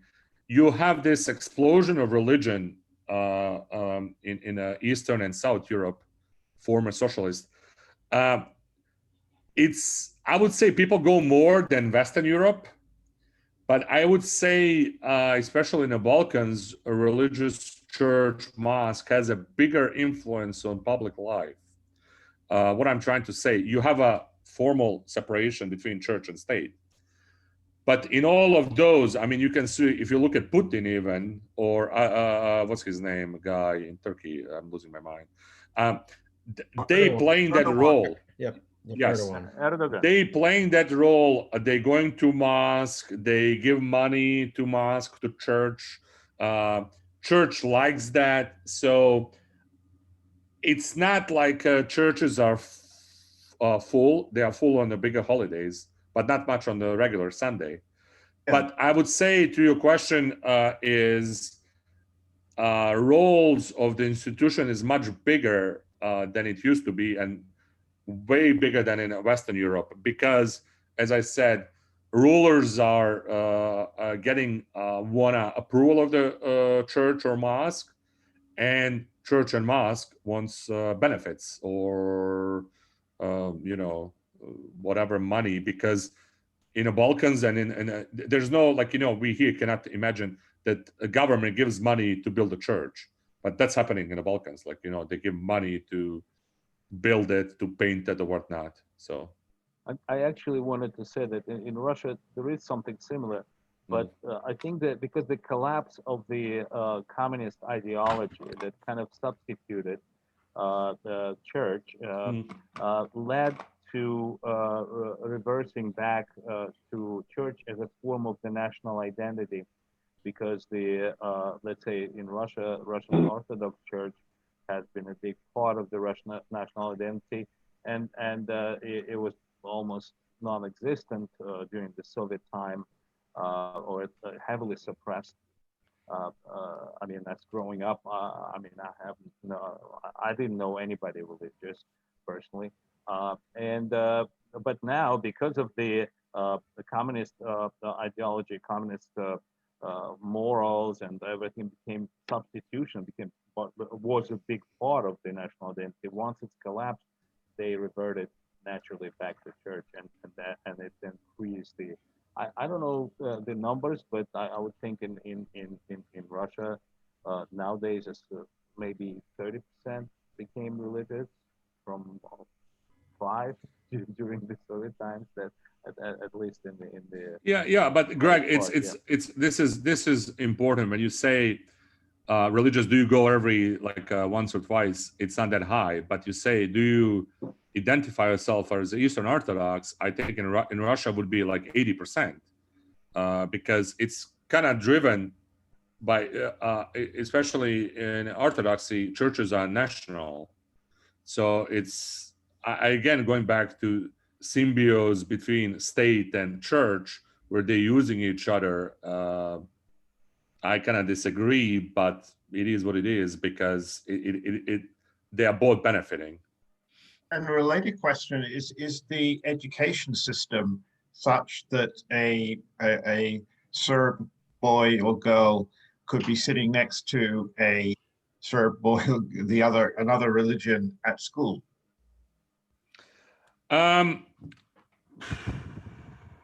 It's a really good question. I got to take a. The problem is because of the 90s. I would say there's no many mixed or multi-ethnic areas. So that's one problem. So I'll give you one example. So basically in Kosovo now, you have regular system, whatever, but Serbian government pays own school, own teachers, whatever's left Serbs, not many. I think Serbs population is like 8%. So like probably like 200,000 people left, and you have 1.5 Albanians. So basically, Serbian kids in Kosovo learning by Serbian government system, and Kosovo Albanians learning what Kosovo Albanian government says. And I don't need to tell you that when you read those two books, there's going to be huge differences. And bigger problem is nobody cares to kind of bridge, and this is across the Balkans. So if you go read, I'm pretty sure, I mean, somebody did study, if you read a Bulgarian book about Balkan wars or World War I, it's going to be way different than what I read in Serbian books. Yes, you ready? Just coming. Okay. It's interesting. I want to give you just because this is heart of the issue. So you have in Bosnia, you have a still like some, because there's a huge war, but there's the 3 identities, and you have cities where, let's say, mostly you have a Muslim Bosniaks and Croatians in Mostar, if anybody was. City is divided. I was there. So city is divided like a Berlin without wall. I have to leave now, but I like this group. I'll come back again. Thank you for joining us, James. Thank you. Appreciate it. So, a question. So what's very striking to me about this whole story is the sense it's like a death cult, right? In other words, if you compare it to like the national myth in the United States, you see Washington crossing the Delaware. Yeah. You know, he prevails when at the darkest hour, and it's an optimistic type story. And I think that a lot of nationalities look for to make their national narrative, their national myth around someone who was a conqueror, who was successful. So I'm struck by the opposite here, that it's about martyrdom. It's about, preferring death to life under foreign rule or something like that. Can you assess the impact of that on the way the modern world, the way that the Serbians view themselves? Oh, okay. Well, you asked 5 questions. Let me go one by Pick one. any one. No, that's fine. That's a really good one. I living in both worlds, I find it two different. It's a good point. First, George Washington, you can say, I would say about taxation, you can say about ideals. American Revolution was fought.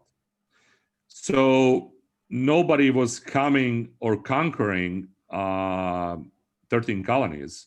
They just fought French Indian War to speak English and to be Anglo-Saxon. So there's no that outside threat. The problem is in the Balkans and most in Europe, but in Balkans, you're in a tough neighborhood. So there's that permanent fear of being eaten, like a bigger fish eat smaller. So that's one thing. And second thing,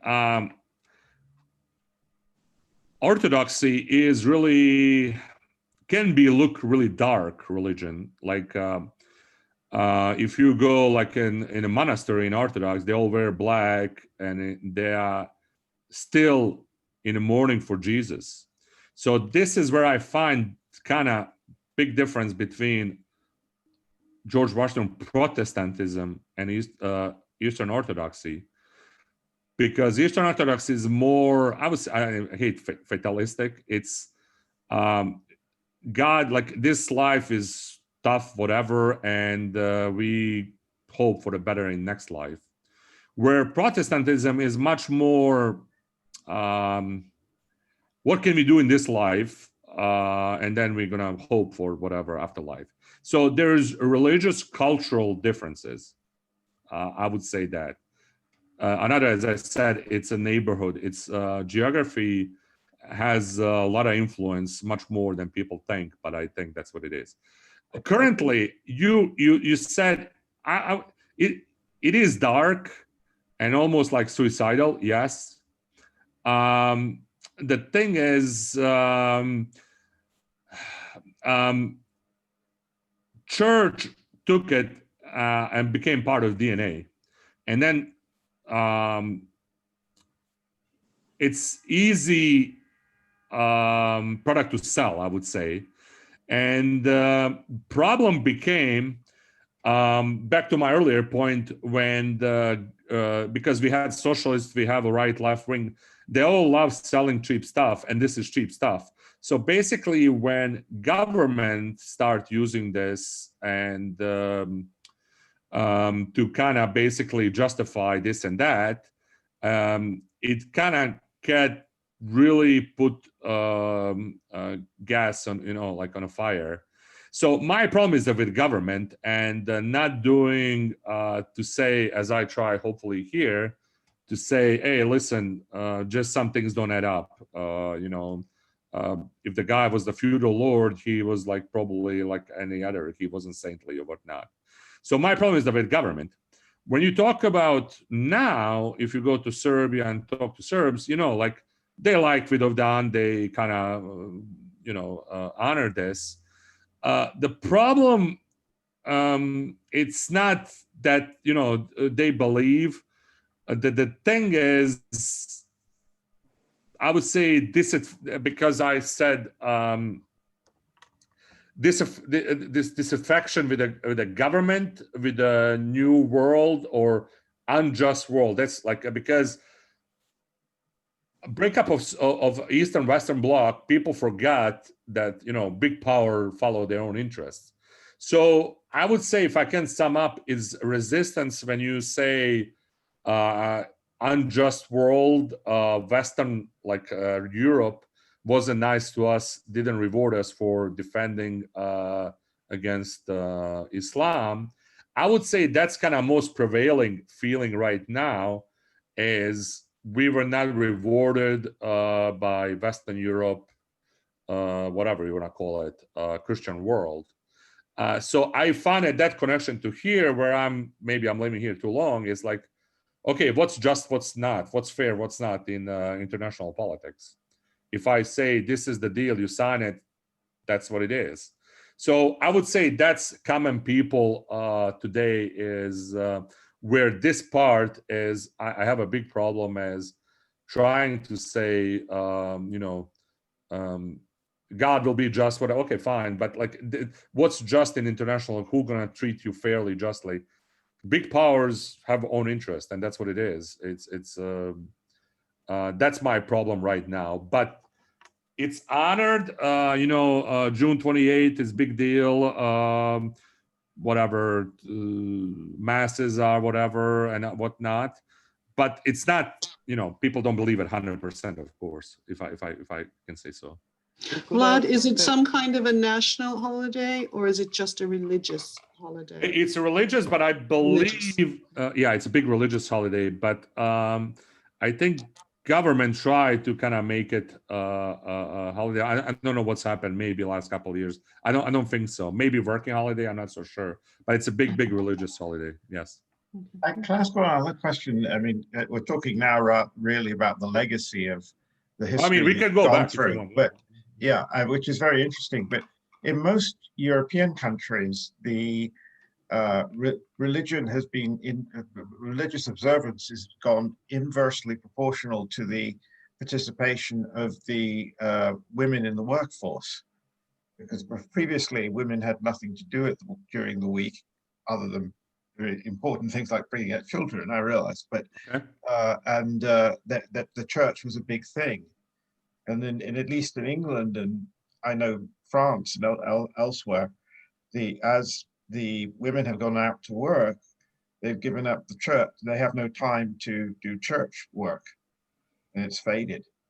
Do you feel is there much women in the workforce right now? Let me go back. So let me address. The thing is, socialists, when communists came in 45, they were big on emancipation of, I think Soviet Union, all Eastern Europe, but Yugoslavia especially. Yes, same thing. Women went up with the force and everything. In Yugoslavia, religion wasn't banned. Like you could go, but it was like discouraged or looked, wrongly upon. The problem is, if I'm going back to your point, is about revival religion is definitely falling of the old regime, and that's one thing, and then unsettling of state issues or national issues. So basically, let me put this way. So if you go to Serbia on a Christmas and Easter, you cannot get in. It's just church is too small. If you go on any other Sunday, it's going to be few people. So when you say, okay, what's the big deal? Well, people, as I said earlier, declare themselves as religious. They don't practice regularly, but they honor. And there's one thing unique for Serbs. They honor patron saint. Like you take Saint George like I do, or Saint Stefan or Saint whatever, and you make it, that's your family protector, and you celebrate. So it became part of the culture, I would say, or custom. But that's intertwined with everything. And why it plays big deal, because France has solved its own border or country issues. So you have different problems now. But in the Balkans, it's still, I would say, I take analogy, you have a huge earthquake and the ground is still unsettled, and you still have small tremors, yes. So we still not done. I don't know if something gonna happen, but ground is still a little bit shaking. So it's a little bit different, as I said. I thought you catch it versus Western Europe. Yeah, you know, I wanted to talk about this battle of Kosovo. I think it was like a battle that resulted in a war of attrition. And from what I understand, after that battle, Serbians weren't able to replenish their troops. I mean, they were, while the Ottoman Empire at this point, much bigger, had a huge amount of troops still available in the east, and they eventually were conquered. I mean, you can't have like very optimistic outlook when you've been conquered. The United States has never been really conquered. I mean, it's not in the national psyche, what that means. But they developed this like a heroic stand attitude, which actually showed up in World War II. So I just wanted to draw that parallel. One thing that I thought was remarkable was how small the Ottoman Empire was when this started geographically, which I took away from that map.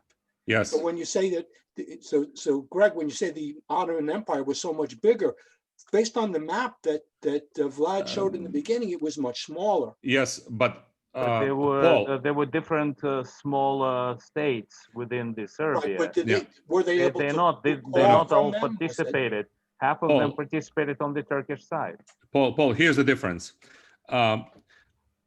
Ottoman, and that's how they like. It's like a startup. They were war machine. They that empire or whatever country was built to fight war. So they had a system, basically, like those they call Spahir knights, I would say, in the West. Basically, they would have if you want to join and you fight, there's no salary per se. Your reward is a conquer land. So it was self-sustaining war machine.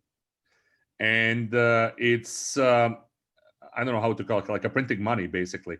It's a perfect system as long as you keep conquering.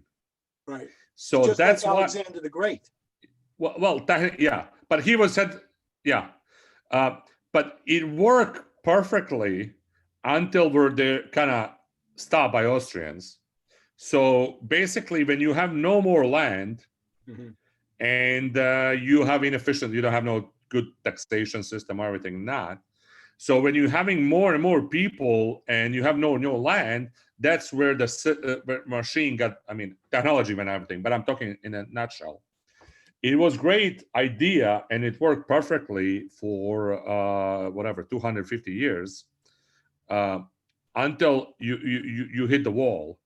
That's when they got stuck. But that worked perfectly at the beginning because they didn't care about universities or trade. I mean, whatever it helps. But they were like soldiering, and they were just, as I said, if you are our ally, give us money and people. We don't care about you becoming Muslim or whatever. So they were Muslim on the top, but it was an international fighting war machine. I also think the population-wise, it's a medieval Europe. It's the population fell tremendously, especially in those parts in Balkans, while Asia Minor is much more densely populated. This is pretty much exactly the period of the Black Death. Well, maybe a little bit before, but I think it's it is 14th century. Yeah, that's right. It's after Black Death. Yeah, so that's probably like half of the population was destroyed in many countries. Yeah. One of the things that I think we don't or we sort of skip over often is a lot of Europe after World War II, or at least Western Europe, for that matter, wound up getting redeveloped and sort of getting stood up. And if I'm being kind of objective, and when I was in the Army, I was stationed at Vicenza and at Aviano, Italy during the pre-NATO operations, 92 and 93. And one of the things that was pretty clear is that, I mean, it was pre-EU then, but basically Germany, especially Germany, was sort of cherry picking. They recognized Croatia without any consultation with NATO. I mean, or the Western European Union, which is the defense, which was one of the defense structures that Europe had at the time. And so you kind of see, and you've seen in the last few years with France and Italy and others sort of blocking reintegration or integration into the EU from former Yugoslavia, that and I've never really figured this one out, except to sort of say that there's some weird, kind of lumping together of the former Balkans with sort of Turkey as sort of this southern flank that they kind of don't want to have in the EU, but they sort of know they have to, and they just don't really commit to it. And so they really haven't had the investment or the support or the integration. And it actually runs into a long-term risk because you could just go generations in the former Yugoslavia, and basically people just won't believe in the concept of the European project because it's not real to them, and at every point they're sort of blocked in it. And I think there's something kind of fundamental there, because we're not talking about just a few years now, right? We're sort of talking about 20 years now, and I don't really see a lot changing, and obviously COVID doesn't help. But even if COVID wasn't around, you don't see just the jumping up and down to kind of bring in, the former Yugoslavia, basically the Balkans into the EU. And I mean that like institutionally into it, where everyone sort of agrees, like, they have to invest, they're further behind than 95% of the other members of the EU, et cetera. Because basically the European powers, I believe, and I know others that do, really contributed to the velocity of what happened in the early 90s, because they basically recognized anyone that broke off and made someone else cash that check. And there was no cost to that. And so anyways, I mean, that's sort of my, if there's a geopolitical take there, if that makes any sense to anyone. Yeah, just quick, if I can, I will be quick. Great point on Germany. People forget because it was busy, people remembering unification and whatnot, but this was just after that, like a year or two after that. So Germany was flexing their own muscle, diplomatic muscles, because there was no army, and that people forget about, because when German army, people remember. But they basically stick a knife. I'm not saying Yugoslavia could be saved, but it would be probably most peaceful if I mean, it's another topic why, but Germany jumped the gun and then other followed. Great point on reintegration. The thing is, I think it's more internal EU, where anti-Brussels, anti-central government winds are strong these days. But you are dead on. If you say something, you have to play by this rule, and there's a carrot here, and there's no carrot ever. If you look at polls now, EU is getting more and more unpopular. Geopolitical element here, I just got to be cynic, is there's a one more point. I don't believe Turkey will be ever admitted to EU in the next 100 years. I just don't see it. So the thing is, idea is to get all those countries, I think 5, 6 left, who are not in EU, to get them in. Problem is, why I think they have to do it, or they unwillingly to do at some point, is a little bit Turkey influence getting worse and worse, but mostly Russia, because Russia is putting money investment in some countries, and EU is not happy and United States is not happy. So if you want to start trouble, this is easiest and cheapest way to do it. And that's, I think, in all this maybe gonna help. Yeah. But bigger problem is right now, I don't know how many people follow, you have a huge deep population of the Balkans and Eastern Europe, Yep. where the best and brightest people leaving mostly for Germany and Scandinavian countries, a little bit less France and whatever, England, but mostly German.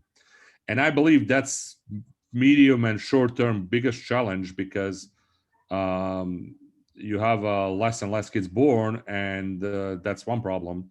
But on the top is this horrific immigration, what Germany mostly encouraged, and current chancellor giving, like, if you're a doctor or whatever, you can get a job easily or everything.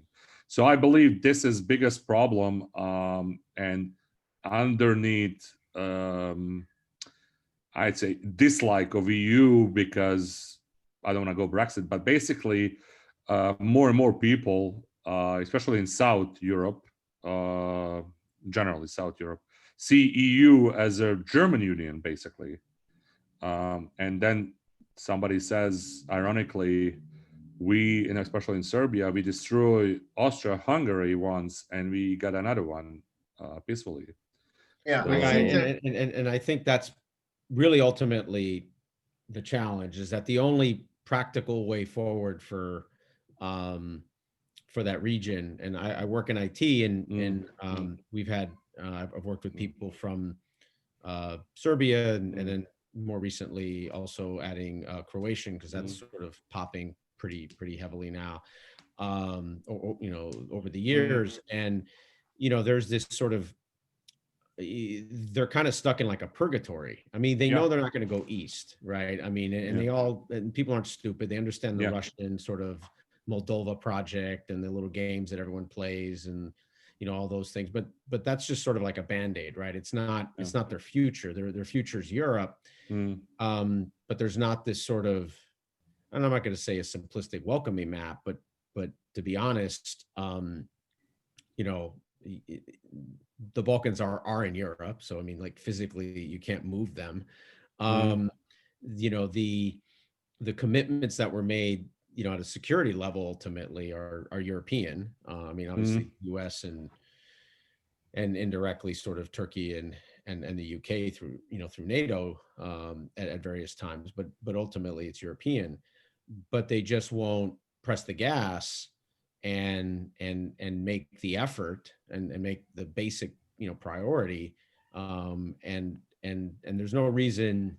I mean, it sort of doesn't even make sense why they wouldn't, because just at a practical level, the cross-border trade that would happen over time to Greece or to Italy, or even north to Austria and Hungary, is pretty substantial, because you wind up having this very strong advantageous labor pool down there, that when they are industrializing, everyone can really grow with, and it just doesn't seem to be in anyone's priority.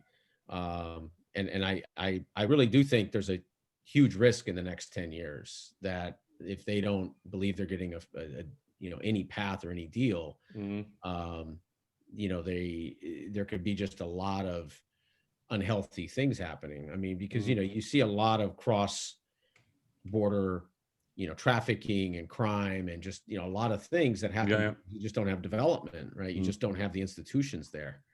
I'm always struck by the EU and how they whine and moan about all the pigs in the Mutra states and their problems there. I think that, I'm always laughing about them, because I'm like, we have 50 states. Not all of them are contributing at the same rate. Yeah. But we built ours from the ground up, and they're dealing with what we just learned from Vlad, ancient stuff. They're dealing with a long, long history of people who had their own states, their own way of dealing with things, and getting them all together and then saying, okay, we're one EU, and it doesn't matter. We all have something to contribute here, and we're all equal. We have our setup of government where every state's got 2 senators, no matter how big or small it is. And representatives come in, you know, waves of the you know, the amount of population. So we set it up pretty decently for that. But Americans don't even think twice about that, really. I mean, occasionally it's coming in politics a little bit now, but it's not. Well, we fought civil war because of that. So. Well, Civil War was different. Civil War wasn't about that. That came from the. Well, it was. It was. I mean, I don't know. It was about central government. I think you're missing a little bit of why the EU. I mean, I'm being simplistic, but I just. No, I understand your point. I find it very interesting that it's interesting because, but remember. James, you muted yourself. James, you muted yourself. Yeah. James, that was a great point, but. It was a great point. We didn't hear it, James. It was muted point. Hey guys, before you drop out, I just wanted to remind everyone that this Wednesday we have a continuation of Phoenician alphabet, so please join us. And Saturday we have our own Aaron and Sergio in collaboration doing the Agoge military camps and Women of Sparta and Lives of Spartans. You know, so it's going to be interesting at 12 o'clock, and then you know Sergio will follow it up with Teutonic Knight Order. Oh my God! Which would be you know, I think you would enjoy it, Vlad, a lot, because they would clash so many times. Vlad, you well, technically, I'm going to be co-presented, as I told you. I have a friend who's a really knowledgeable guy in that field. So yeah, we'll put something nice together. Hopefully it'll be nice. Yeah, I fully expect to see an armor at some point. That I don't know. But we'll try. I'm joking. They show us some clips from Alexander Nevsky. Yes, yes, correct. Well, that's correct. Teutonic Knights. That's right. Well, they have a big stature of Alexander Nevsky. He said actually he used Mongols, believe it or not, and that's weird. I mean, it's not weird. I mean, it is weird. Yeah, it is what it is. By the way, I just put up a really great paper. You know, for anyone who wants to nerd out on sort of, you know, on what they call Balkan futures, the European Institute for Security Studies. It's really. Where did you share or? Yeah, it's on the Zoom. You should see it on the Zoom in the. Yeah, Vlad, we actually opened up a channel. So now what I do is. Thank you for letting me know. Sorry.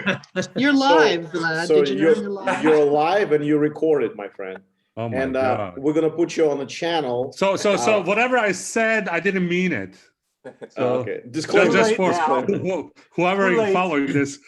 Vlad, this was where's your Serbian, Croatian, Kosovar flags behind you? And it's in the dark. It's just yeah, but I have a big question for you. How did Tito was able to bring everybody together under Yugoslavia? How did Tito do it? What did he do so different that everybody remembers him with such a high praise? Well, no, two things. Everything in a history in your history looks better than when it was reality. So there is that, and then when your competition who came after is much worse, it's you know, you can compare. So a couple things. First, he learned a trade from the best guy called Stalin. So he was in Spain. He was trained by KGB, and I think he learned really good what to do. And he was really horrible communist leader in the Kingdom of Yugoslavia. He was in the jail, so I think he said, I will never let this happen to me again. So what's happened is World War II happened. So I think you would never hear from him again. World War II happened, and he didn't do anything. But then when the Germans attacked Soviet Union, he did uprising, but he did it the right way. He basically went to Serbia or Serbian areas because of the atrocity by Ustaša. He basically recruited as anti-fascist movement. But then by a year or two, he built it as a revolutionary movement. So basically, what I try to explain people when they say like, why, because we had a royalist movement and whatnot, I said he put all chips in. He knew if he needs to share government with anybody, he will be out after the war. So basically, he played to rule. And then another guy called Churchill, who hated communists, but he said this guy is fighting, not trying to save his own people. He recognized him and basically convinced Roosevelt to recognize him as only fighting whatever movement. So that was one part. He came by pure arms. How he kept it together, it's another thing. He held all power in his own hands. He gave all this, I mean, this is like 3 hours presentation. He kind of made a balanced Yugoslavia. He gave every nation own semi-independent republic where he ruled from the capital. He limited Serbia, like not to be too powerful. So nobody was too powerful, nobody too weak, and everybody had something. Then his own ruling guard was basically most loyal people from the war.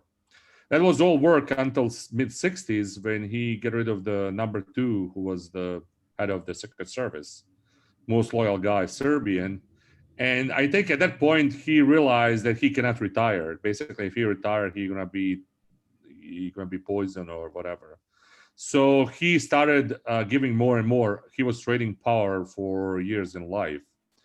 And I believe by 70s, people saw, okay, we're gonna position for fight of whatever future Yugoslavia after Tito, because they declare him president for life. Oh, wow. So I'm sorry for long answer is political Secret Service. He got a lot of talents. He was communist who loved good whiskey, play piano, loved women. Knew 8 languages, right, or something like that. Yeah, he done a little language, but he didn't know. He spoke terrible Serbian, and nobody had an issue with that. If you play, I mean, he makes so many errors. He was Croatian, right? Yeah, he was Croatian with a Slovenian mother, who spent a lot of time in whatever.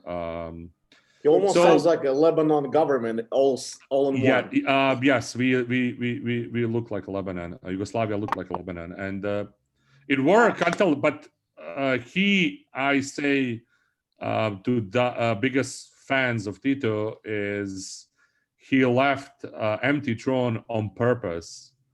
And I believe even if you're a communist, if you believe in it 100%, I believe that's a crime. Yeah. Because I don't give a crap unless it's democracy. If it's totalitarian ruler and you are kind of nice guy, you should never leave empty throne because you know what's going to happen. And that's what's happened. Vlad, I've always understood that Serbian and Croatian are essentially the same language. Is that true? Yes, that's true. But if you ask Serbian, they say I speak Serbian. What's happened is we have like maybe 30 different words, but language is Serbo-Croatian, and we did a reform in 1850. A Serbian guy did, and Croatian accepted it. But this is another part of this new nationalism, because every, like Montenegro, who has 500,000 people who speak same language as I do, they say we speak different language. So this, I think it's all to confuse tourists or whatever, because it's the same thing, I think, in India and Pakistan. I think so. I don't know. I'm not an expert, but Pakistanis listen to the Indian radio stations. Yeah, I mean, it's ridiculous. Like if not problem in America to say I speak English, nobody thinks less of you.